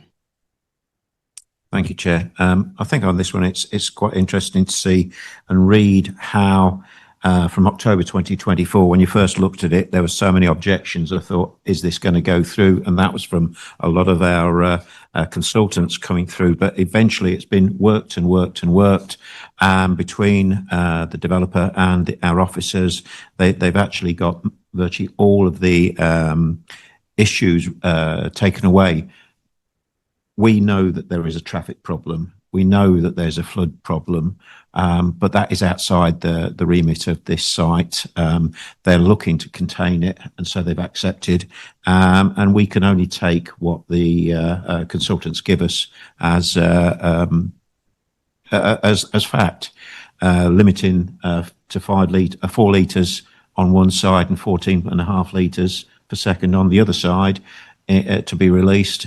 That's to be within their gift and hold the water on site, and it might release it, but the actual cleaning out of the ditches, etc., that is outside of the remit of the applicant, and so I'm minded to go with the officer recommendation on this as well. Are there any councillors that have not spoken yet that would like to speak? Councillor Clark. Yes, I'm often controversial, and I'm going to be controversial tonight. I couldn't see anything worse than those attenuation ponds. You don't probably know, but we've got them in Ramsey and Bury. They work for the first couple of years while they're nice and fresh, but nobody wants to do them out. The silt comes up and they become a problem. There's a litigation going on with Tesco because of one. There's likely to be another one on the Galliard site. And I can assure you they don't work particularly well at all. And if you think 60 millimetres of rain falls on that in 24 hours and those attenuation ponds will work, I can assure you they won't. And I am an authority on drainage. I've been on the England and Wales Drainage Board was for 15 years, and I've seen these sites. And I will definitely vote against it because I've seen that road. I was in Screwfix only one day last week and I saw before the rain came and the water was high. So I will definitely vote against it. Thank you, Councillor Clark. Is there anyone else that has not spoken that wishes to contribute? Councillor Mockball, is it a new point of discussion? I think my first comment was a question of clarification, but I just want to also say that I'm minded to refuse this application based on highways concerns. Obviously, Acushnet is a huge employer in St Ives, and I've been there when people have left work, and I know it's such a chock-a-block area, especially during peak times. I've just got concerns about the traffic, the congestion, the impact on our roads. I've also got my previous point about the flooding. If those things would have been done before the development, I would feel more comfortable knowing that, these flood attenuation ponds are working, the ditch is being cleaned out, the path is suitable. If those things were already, done prior to development, I would feel more comfortable. And I just, for congestion reasons, for flooding reasons, I just personally don't feel comfortable with the change. I think it's what we're discussing is office use and distribution use, which wasn't there before. So that's going to be an increase in traffic.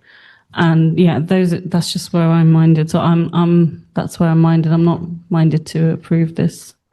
I will bring in our planning officers. Yeah, so just through you, Chair, just for obviously food for thought for members, in terms of the concerns that Councillor Motwell's just raised, the difficulty there would be there's no objection from the LLFA and there's nothing from the Highway Authority. Therefore, there's no consultee response to substantiate that reason for refusal. Thank you, Chair. Thank you. Councillor Gorson, have you got an extra point to add? It's a bit of a clarification and just sort of within the recommendations, we have got comments about the drainage, compliance with drainage maintenance strategy and so on. Is that a condition that would alleviate one of the issues of how these attenuation ponds do fill up, do silt up and so on? Is that what this refers to? Yeah, so there are several conditions on there recommended by the Environment Agency or the local lead flood authority. The local lead flood authority conditions in particular, one of those requires the applicant to provide details of drainage during the construction period before those SUDS features, the drainage features are installed during the build out. And then the other condition is for the detailed drainage design. So we've had a strategy submitted by the applicant today. In principle, that's acceptable, but the finer detail, including details of implementation when these drainage features will come forward in the phasing of the development, will be agreed with the local lead flood authority through a discharge of condition application process. And then there's the point on the management and monitoring of that drainage strategy. If it's not working, what mechanisms are there? So again, to be agreed by condition. Thank you. Thank you for that question of clarification, Councillor Gorson. Therefore, we will go to our vote. We have a proposal of approval from Councillor Wakeford, which has been seconded by Councillor Sanderson. All those in favour of approval, please raise your hand.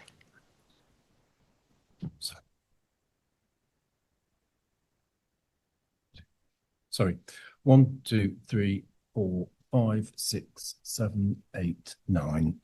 And those against?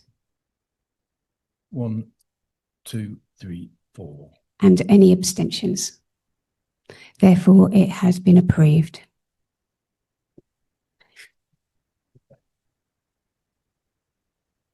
We will move on to the next item on our agenda, which will be an application in Old Walton. I've just been asked for a comfort break, so we'll be very quick and have a comfort break.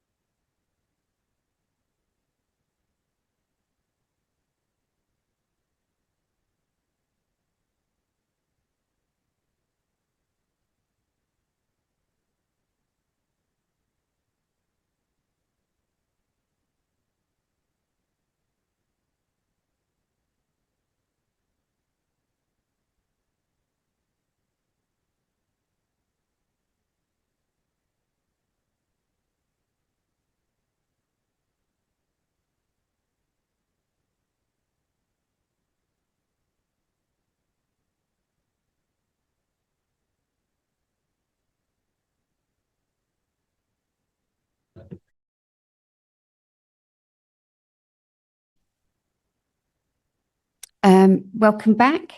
We will move on to the next item on the agenda, which is an application in Old Walton. Thank you, Chair, and good evening, members. So yes, this application relates to the erection of a detached self-built dwelling to the north of Mill Lane in Old Walton.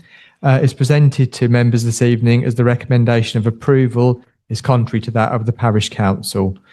The Parish Council doesn't support the application for two reasons, which are set out in section 5.1 of the report and relate to highway safety concerns surrounding the traffic prohibition order that's in place and a preference that the dwelling should be constructed from stone due to being in the conservation area.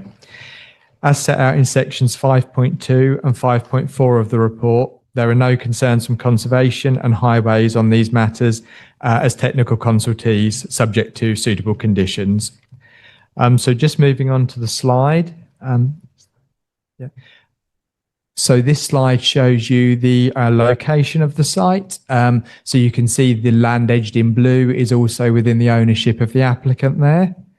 And the image to the right-hand side of the screen shows the constraints. So its location within the conservation area, and then the dark pink building to the south there being a listed building, but obviously some distance away. So that's just an aerial view of the site. So you can see the relationship with the site and with the neighbours and its surroundings, general surroundings. That's just a proposed site plan, so you can see the relationship with the neighbouring dwellings. You will see from the elevation drawings, and as is addressed in the officer report, there is some significant variance in levels on the site. So what you're seeing there is, it appears as 1.5 storey at the front and then dips down at the back due to the land levels, but you'll see that from the elevation drawings. So there's the floor plan. So you've got a basement level, which sort of touches upon what I mentioned just a second ago, a ground floor plan, and then a first floor plan. So you can see it's a 3-bedroom dwelling. So there you've got the front elevation and the rear elevation. So there you can really see the differences between the two, similar to other properties in the locality there with that design. And then the side elevations. So you can see there, I think the bottom image, the wording isn't very clear, but that shows a number 8 Mill Lane in the background there. So you can see the relationship between the two properties. And some site photos. So that's the front of the site on the left-hand side there, if you were facing east. And then a site frontage facing west down Mill Lane. And then there's the application site facing northwards and the application site facing southwards. So you can just see in the background the neighbouring property, and you can see they've got a raised terrace area, etc., which takes advantage of the difference in levels, which I think you can see in the left-hand picture. So just touching upon some of the concerns raised by the Parish Council. So as I mentioned before, the Council's Conservation Office has been consulted, and that's set out in more detail in section 7.21 and 7.24 of the officer report. They've not raised any objections in relation to the development, and they conclude that it preserved the character and appearance of the conservation area. Officers would just recommend a condition attached to the permission to secure details of materials, such as samples, etc., prior to any application of them. And in terms of the highway impacts, the main concerns surrounded the traffic prohibition order. So highways have been consulted and they didn't raise any objections to it, subject to typical conditions that we would apply to most applications. We have sought some further clarity on the prohibition order because some specifics of the Parish Council surrounded the fact that there probably wouldn't be enough parking provision in place on the site, as one example. Huntingdonshire District Council don't have any specific policies in place that dictate the level of parking that should be attributed to a development. But looking at the suite of policies in totality for a 3-bedroom dwelling, the 2 spaces proposed are considered to be acceptable, and we can only look at what's presented. So some concerns were raised that perhaps the property could be configured differently to provide more bedroom space, etc. But as it's presented, it is a 3-bedroom property, and that's what we're considering this evening. They also mentioned concerns about deliveries and during the construction phases. Now, the prohibition order states that except for any sections set out in Article 4 of the order, it says nothing in Article 3 of this order shall render it unlawful to cause or permit any motor vehicle to proceed in the roads referred to in the article if it is necessary to enable the vehicle to be used for the conveyance of goods or merchandise to or from any premises situated on or adjacent or to accessible from the said roads. And if the vehicle, if it cannot conveniently be used for such purposes, to be used in connection with any building, industrial or demolition processes. So ultimately, there are factors of the order that allow such works to take place and not fall foul of the order. But actually, as highways haven't raised any concerns about it, it is something that is for the applicant to control during the course of any development, etc., to make sure they comply with the terms of the order in the same way as any other restrictions might be in terms of highways or anything that they need to comply with. So for that reason, the officer recommendation is approval with suitable conditions attached, such as time limit materials, highway safety measures recommended by them, and so on. Thank you. Thank you very much. We have two speakers on this particular application. The first speaker is Councillor Ian Hadley from Alwalton Parish Council. Welcome and thank you for coming this evening. You have 3 minutes in which to address the committee, and when you start, the time will start. Thank you. Well, Chair, councillors, good evening. Alwalton Parish Council have no problem with the principle of development of this site. It is a large plot with a large garden in a residential area. The problem is parking and access. Mill Lane is a single track road, approximately 150 to 200 metres long, with 2 sharp bends and a steep hill. As a result, Cambridgeshire County Council imposed the parking restriction bylaw, as just mentioned, prohibiting on-street parking.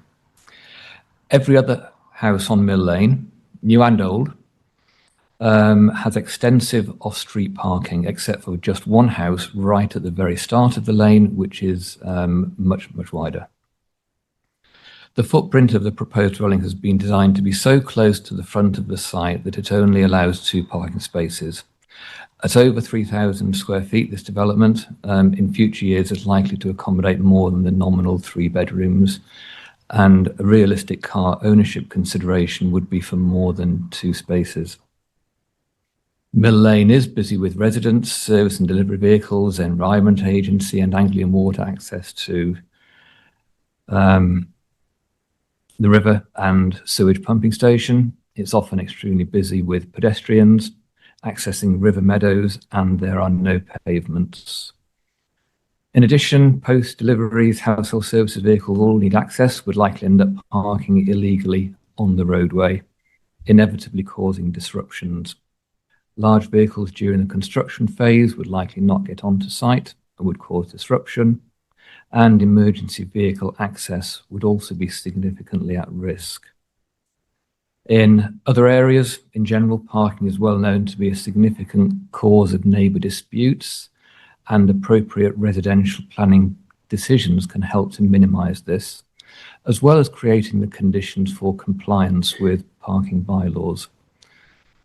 Moving the building footprint so that it is further back from the road would allow a larger manoeuvring area with a greater number of parking spaces, and would likely resolve the concerns of Alwalton Parish Council. On this basis, we therefore recommend refusal. Thank you. Thank you very much. Are there any questions or clarification for our speaker this evening? No, there are no questions. So thank you very much for addressing us this evening. Our next speaker on this particular item is John Richards, the agent. Welcome, and thank you for coming this evening. You have 3 minutes in which to address the committee, and when you're ready, we may get started. My My name is John Richards. I'm the architect and agent, and I'm with Neil Towns, who's the applicant.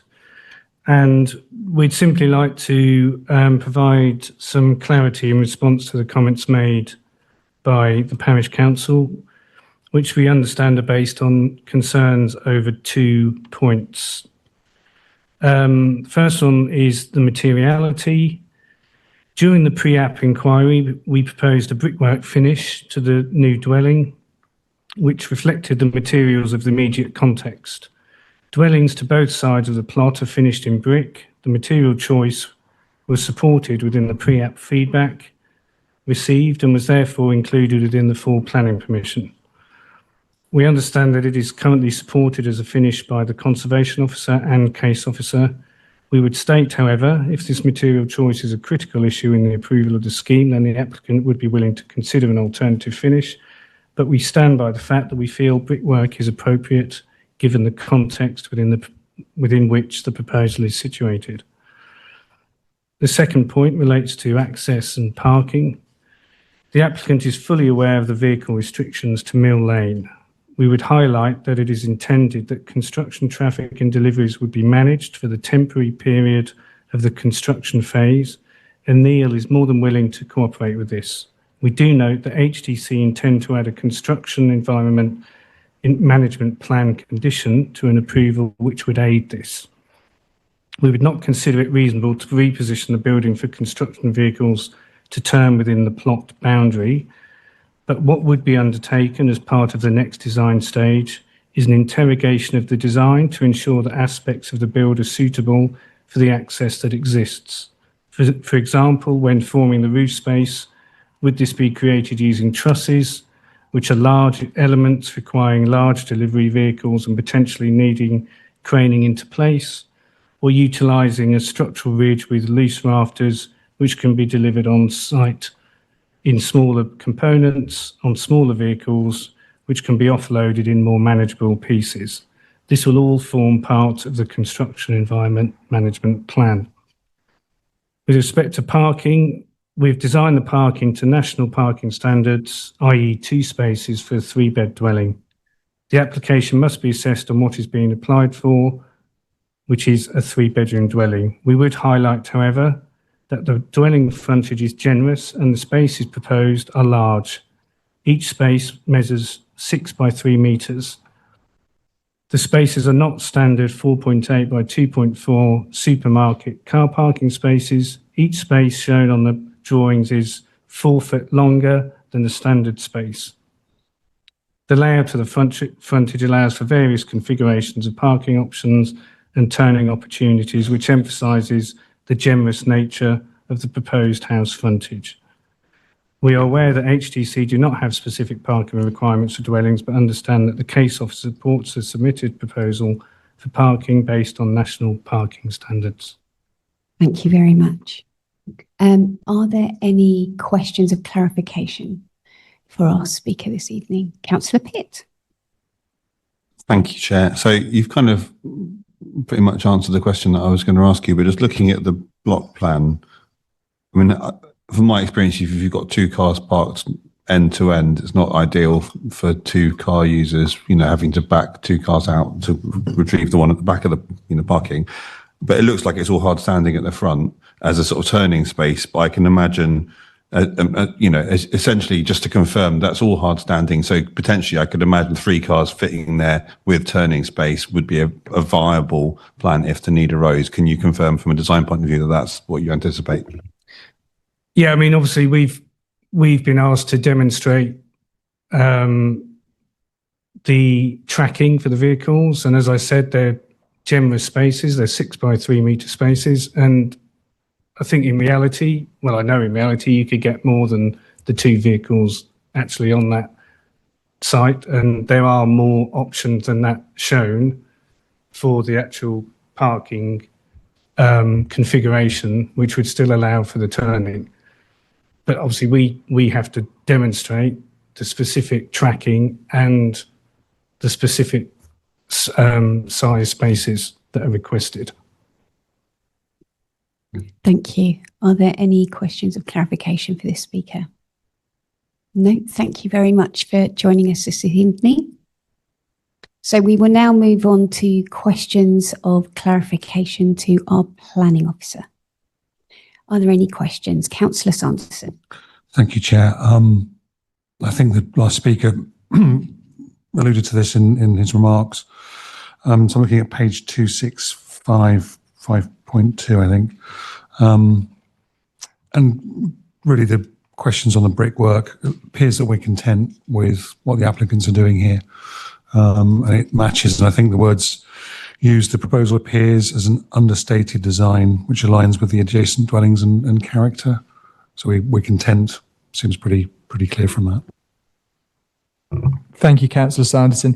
Yes, so in terms of material finish, I think the comments regarding the use of stone becomes because there are other stone properties in the locality, but it was considered that that was more visually in keeping with the surrounding properties.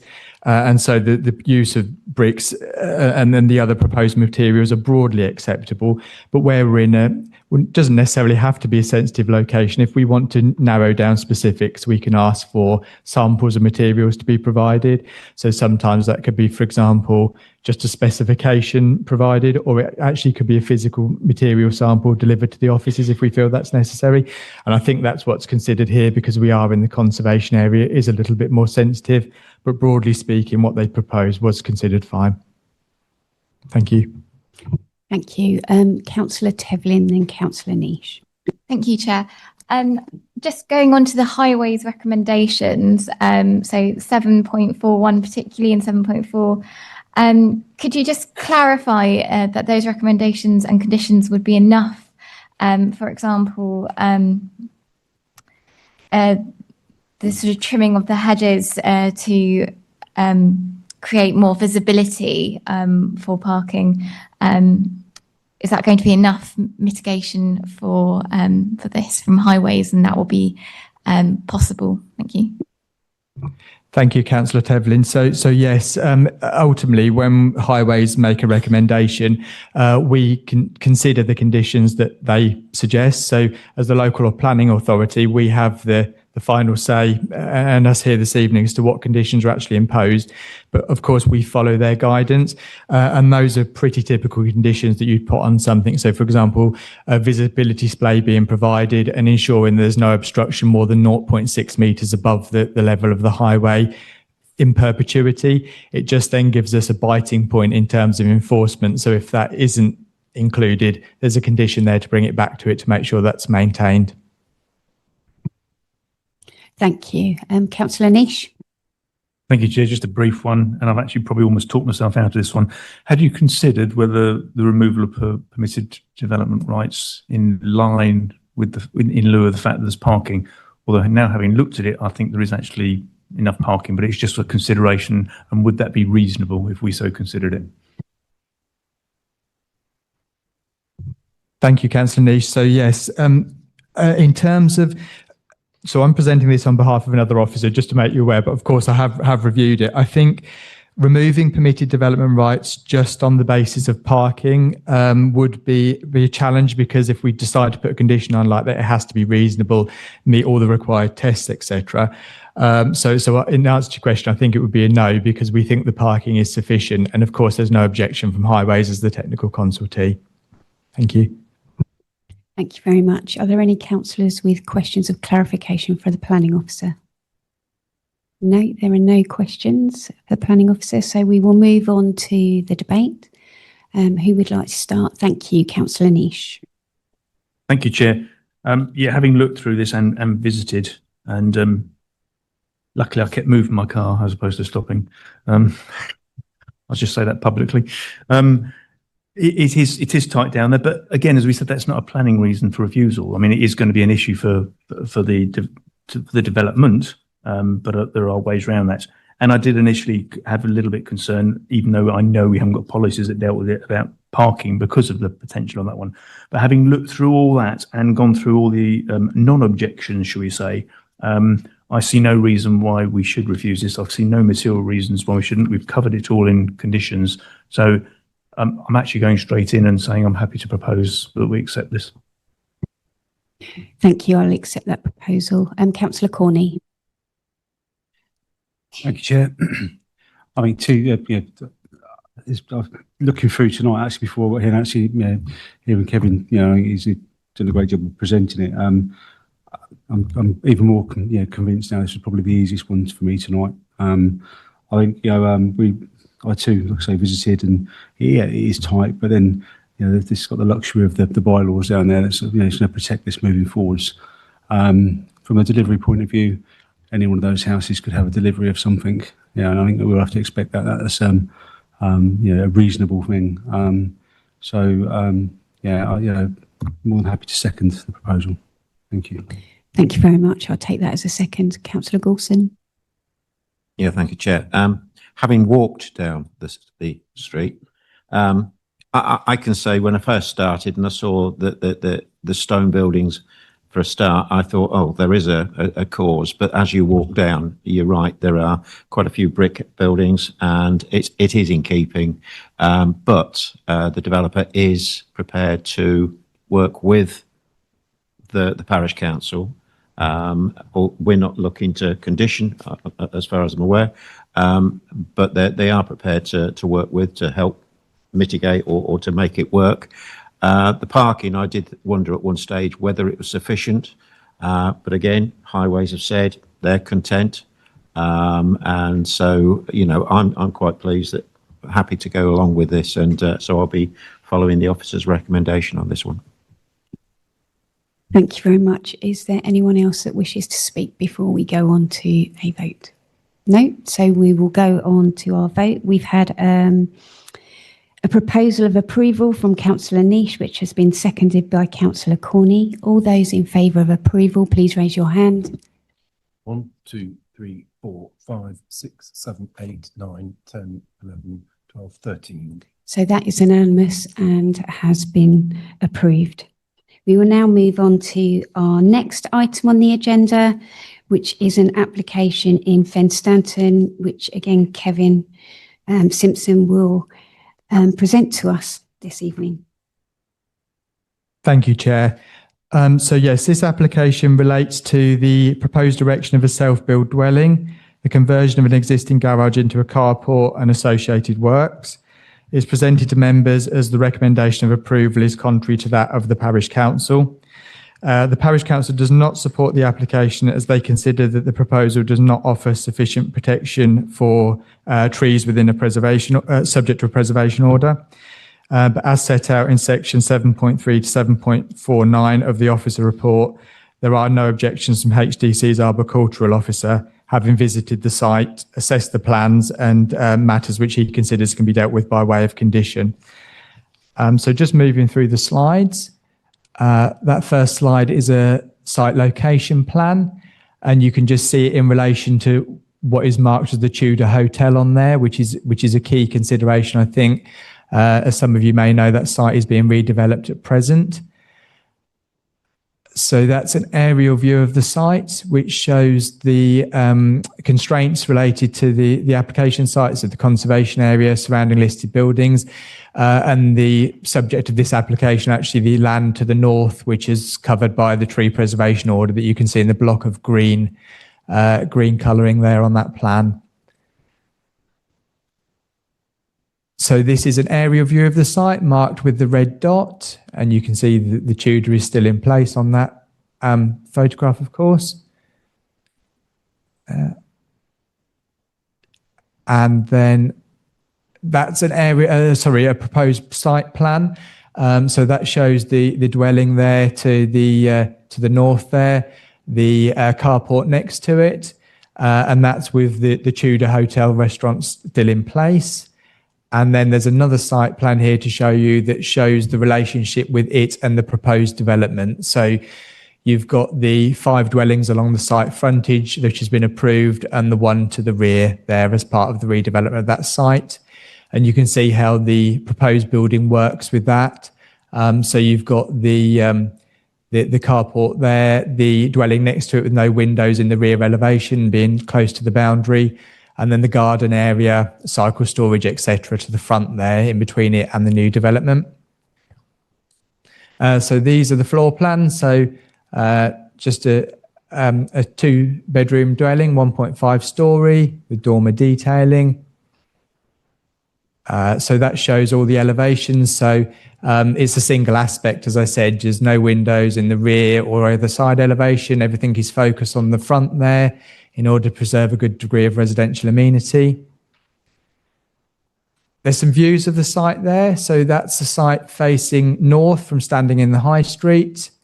And then that's the site facing west. So you can see the carport, which is already in place and due to be converted into, a garage, which is in place and due to be converted into a carport. You can see the nursery building in the background there on the right-hand side of the picture. So there's no residential use directly to that boundary. So this is within the application site. So you can see it's quite well screened from the high street.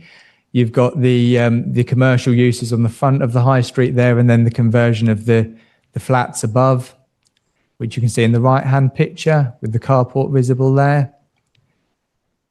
Just some wider views of the site there, again showing wider views into the site, the tree in question on the right-hand side of that picture. And then a further view on the right-hand side there looking towards the 9 Bell Lane boundary, which is the area covered by the tree preservation order. The concerns surrounding trees are set out in section 7.3 to 7.49 of the officer report. So as I said, the arboricultural officer has been consulted. He did actually go out and do a site visit to assess the site and make sure of its suitability for the delivery of a single dwelling. And having done so, he raises no objections. That is subject to conditions. So arboricultural information was submitted. And he's made it clear that the conditions should ensure that they comply with any tree protection measures and the method statement set forward in there. There would also be an added condition that details of the proposed foundations would be provided prior to any development commencing, just to ensure that there was minimised harm to root protection areas, which he has said with certain types of foundations could be suitably avoided. So the recommendation is to support with those conditions as well as any other typical conditions of this type of application. Thank you. Thank you very much. We have one speaker on this particular application, which is Councillor Tina Yates from Fen Stanton Parish Council. Thank you very much for bearing with us this evening, and thank you for coming to speak to us. You have 3 minutes in which to address the committee. Is that on? Okay. Thank you very much for permitting me to speak, and thank you very much for all your endurance. So the tree in question is a veteran ash tree with a TPO on. Your own arboriculturalist report says that the tree in question is at least 150 years old. It is extraordinarily rare to have an ash tree of that age and size in an urban or a semi-urban environment. So we do feel very strongly on our parish council that this tree must be protected, that the tree protection order must be respected, and that the roots of the tree must be respected. The parish council has tried to be helpful to the applicant. We did suggest for the previous application that the applicant look at different foundation methods to try and be more helpful when the original foundations were clearly going to go through the roots of that particular tree. The applicant has come back just basically with a statement that it's going to be built on piles. There is nothing to say whether it's piles only or pier and beam. There's nothing to say whether exploratory holes would be dug by hand or by an air pick to make sure that the location of the major roots is discovered. There's nothing in the application about putting down pressure maps to protect the roots from compaction by heavy machinery. And your own arboriculturalist has noted that with disregard to the TPO and disregard to the conservation area, the applicant has in fact already cut tree branches back apart from both the TPO and the conservation area requiring planning permission to do tree work, common courtesy would have said that he would have at least spoken to his neighbour, to the tree owner. So we do have quite strong concerns that with conditions put on the methods of construction, the construction is going to need to be quite closely monitored for compliance. Was that me over time? I heard a little beep. No, that's a 30-second beep. Oh, right. Thank you. Okay. Given the applicant's rather casual attitude so far towards planning, we would like a further application with much more detail. It is the method that we feel is lacking, the method in construction. And that is something that we do want to see. Thank you. Okay, I'll cut it out then. Thank you. Thank you very much. Just wait there might be some questions of clarification for you. Okay. Are there any questions of clarification? Councillor Niche? It's a very brief one, and thank you for your patience. And as you can see, it's been always difficult to interesting. go last. So thank you very much.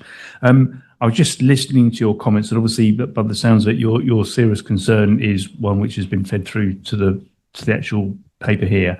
And obviously, I don't know if you managed to read the condition that is put on there. Would you be comfortable with the condition that's been put on there about compliance with tree protection methods and a method statement? They have to provide that that the agricultural officer agrees to.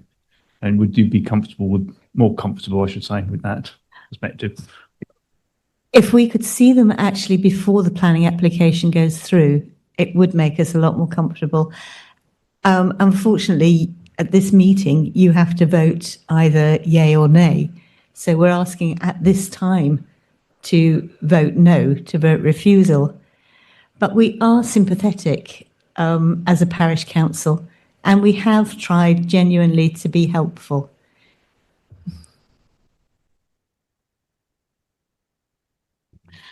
If I may only come back with, obviously that probably isn't possible because obviously it's a yes or no tonight. Yeah.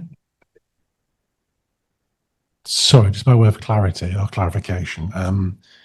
Obviously, the council, the arboriculturist, hasn't raised an issue. There are some stringent conditions on there. Were members minded to refuse it because they believe there's lack of information? The difficulty here is you've got your council's own arboriculturist, qualified arboriculturist, saying there's no problem with it. That creates an issue with refusing something and sustaining that refusal. Just food for thought. Thank you. Are there any other questions of clarification for this particular speaker? No? Okay, lovely. So thank you very much for coming this evening. And thank you for being so patient with us. I should say for the applicant, it'd be cheaper to redo plans than to actually go through appeal. We will now move on to questions of clarification to our planning officer, which is Councillor Butler. Thank you, Chairman. Yeah, we appear to have one of your slides missing. You put up a slide where the new development was shown going ahead. Oh, we haven't got that. That would have helped. That one, yeah. Thank you, Councillor Butler. So I see what you mean in the reports pack that wasn't included. Okay, I think it was because there were two separate site plans. So generally, you would put the site plan in. I mean, it could have been either one of them. I take that on board, but we've just chosen a site plan to put on there. I think this one was provided just to give greater context, because when the application was submitted, I don't think the Tudor Hotel development I can't remember whether it had been approved or they were still discharging conditions. So there was no way of guaranteeing that was proceeding. So really, I think that was provided just for context, really, in terms of residential amenities, so you could see the relationship with windows, etc., and so on. But I do take your point; it would have been useful for it to be included. So apologies for that. Yeah, that's great, because there's a lot of work going on there, and I had no idea what was happening. Of course, it all looked rather cramped. Anyway, no, thank you. Understood. Thank you. Thank you. Councillor Tevlin. Thank you. I just want to, obviously the can't pronounce the name, arboriculturist isn't present tonight, but can you alleviate concerns that what they have said and any conditions would be thorough enough for this application? Thank you. Thank you, Councillor Tevlin. Yes, so we consult on any applications where a tree might be impacted. It doesn't even have to be a tree in a conservation area or a preservation order. We consider all trees in relation to development. So when we do that, our arboricultural officer comes to us with comments and a recommendation. And if he recommends conditions be imposed, again, it's for us as officers to consider whether they meet the tests of a condition. In this case, we consider that they do. So they would be imposed. And what that means is then they would have to come in and discharge the condition, or the applicant would have to come in and discharge the condition prior to any development taking place. And at that point, we would consult our arboricultural officer again, who would either say the details proposed are satisfactory and they're happy to discharge the condition, or if they said it wasn't satisfactory, we would refuse that discharge and they would have to come in again before we were satisfied. So again, and if any works were to be carried out in the intervening period, any breach of the planning permission, then that would be a matter that enforcement would become involved in. Thank you very much. Are there any other questions of clarification for our planning officer? If there are no other questions, we'll move on to the debate. Who would like to start the discussion? Thank you, Councillor Sanderson. Chair, I'm grateful to the local parish councillor for attending and staying so late on. But I think 7.48 really, and Sean alluded to it earlier, deals with their concern. Arboricultural officer says it can proceed without resulting in unexpected impacts on the ash tree, subject to adherence to the tree protection plan method statement, which is recommended to be conditioned, and pre-commencement condition that requires full details of the structural engineering. I think that's very clear. I personally see no reason to decline this application, so I'm happy to propose approval. Okay, who else would like to speak on this particular? Councillor Pitt. Thank you, Chair. So paragraph 7.46 refers to the last sentence, no working space has been provided for scaffolding or working space around the building. It does sound like that tree protection plan and method statement is going to be, a significant bit of work to develop a proposal that's going to be acceptable. So I think it's more than just a sort of formality. Actually, there is some further work to be done here. But if we're taking as read that will be done to the standards expected by a tree preservation officer, then I'm content to second the proposal. Is there anyone else that wishes to contribute? Councillor Butler. Thank you, Chairman. Yeah, well, there's nothing I can find where you can refuse this, but I'm generally not very happy with it. I think it's very cramped. The carport, you're looking at 5 metres, 16 foot, you'll hardly get a car in there and get out of it if you can get in there.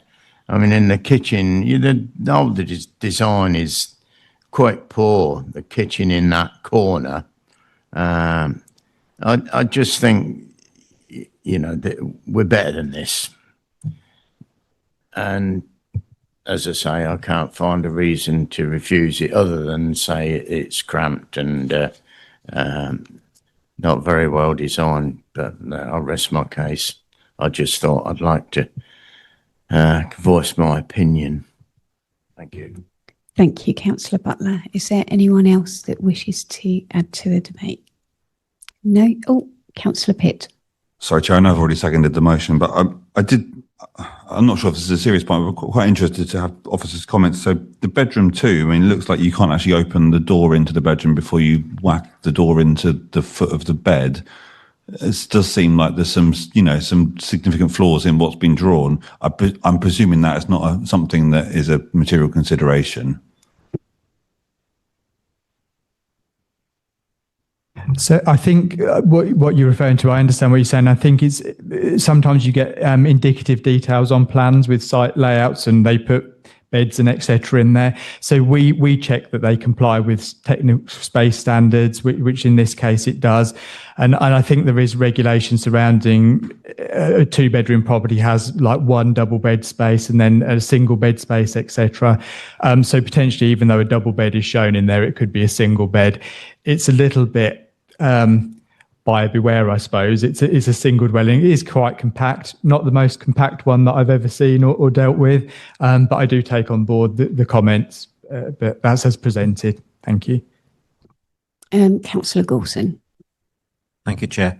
My concern for this one was basically around that street is so busy, so narrow and everything. I just wanted confirmation. It's a shame that the applicant didn't attend tonight, because my question would have been, are we assured that any vehicles going in and out can go in and out in forward gear? Because there's no way you can reverse out of that. It might be that yes, you can, but it would have been nice to see that that is the case. And for my mind, that would have been a problem, but highways haven't necessarily raised an issue. And I think it's possible you can get into that first corner, but I would like to have seen a tracking plan to show that, because I think it's going to be squeaky. It's going to be a 3-point turn there, to my mind. Thank you, Councillor Gelson. So yeah, I think I've addressed that in section 7.31 onwards. Just bear with me for a second. I'll just get to 7.34. It references the fact there's sufficient space for vehicles using the intended provision to manoeuvre and therefore enter and leave the site in forward gear. So I think what the situation is, it is a garage at present, and it is a carport. And I think Councillor Butler commented on the scale of that. Obviously, we have got, it's not an enclosed space, so nature of a carport is going to be open on that frontage, so it might not completely enclose a vehicle, etc. But as long as there's a 6 metre distance to the rear in order to allow for reversing space, etc., that should be sufficient for them to be able to enter and leave in forward gear. And again, highways have been consulted and haven't raised any objections in terms of highway safety, etc. But I do take on board what the parking is like along the high street. So. Thank you very much. Is there anyone else that wants to comment before we go to a vote? No, so we'll move on to a vote. So Councillor Sanderson has proposed approval and Councillor Pitt has seconded. All those for approval, please raise your hand. 1, 2, 3, 4, 5, 6, 7, 8, 9, 10, 11. And those against? 1, 2. And any abstentions? Therefore, that has been approved. We will move on to item 4 on the agenda. So we will now hear from our planning service manager, who will present the report of appeals decisions to us. Yes, thank you, Chair. Just draw members' attention to the last point on the agenda, item number 4. 4 recent appeal decisions. The decision recommended from the authority moving forward was to refuse, and they've all been dismissed. So that's well done to all the officers involved in all of those. And just point of note, there were 2 applications in there, the second and third application. There were both PIPs or permission in principles. One was for 2 dwellings, one was 3 dwellings. But those were refused for the impact on the character of the surrounding area and an isolated location. So those were quite good victories. Thank you, Kevin. Yes. Thank you very much. So that brings us to the end of the agenda, and I'd just like to thank those who have contributed to the discussions this evening and for the hard work that the planning officers have put into writing the reports and presenting to us this evening. So that ends the meeting.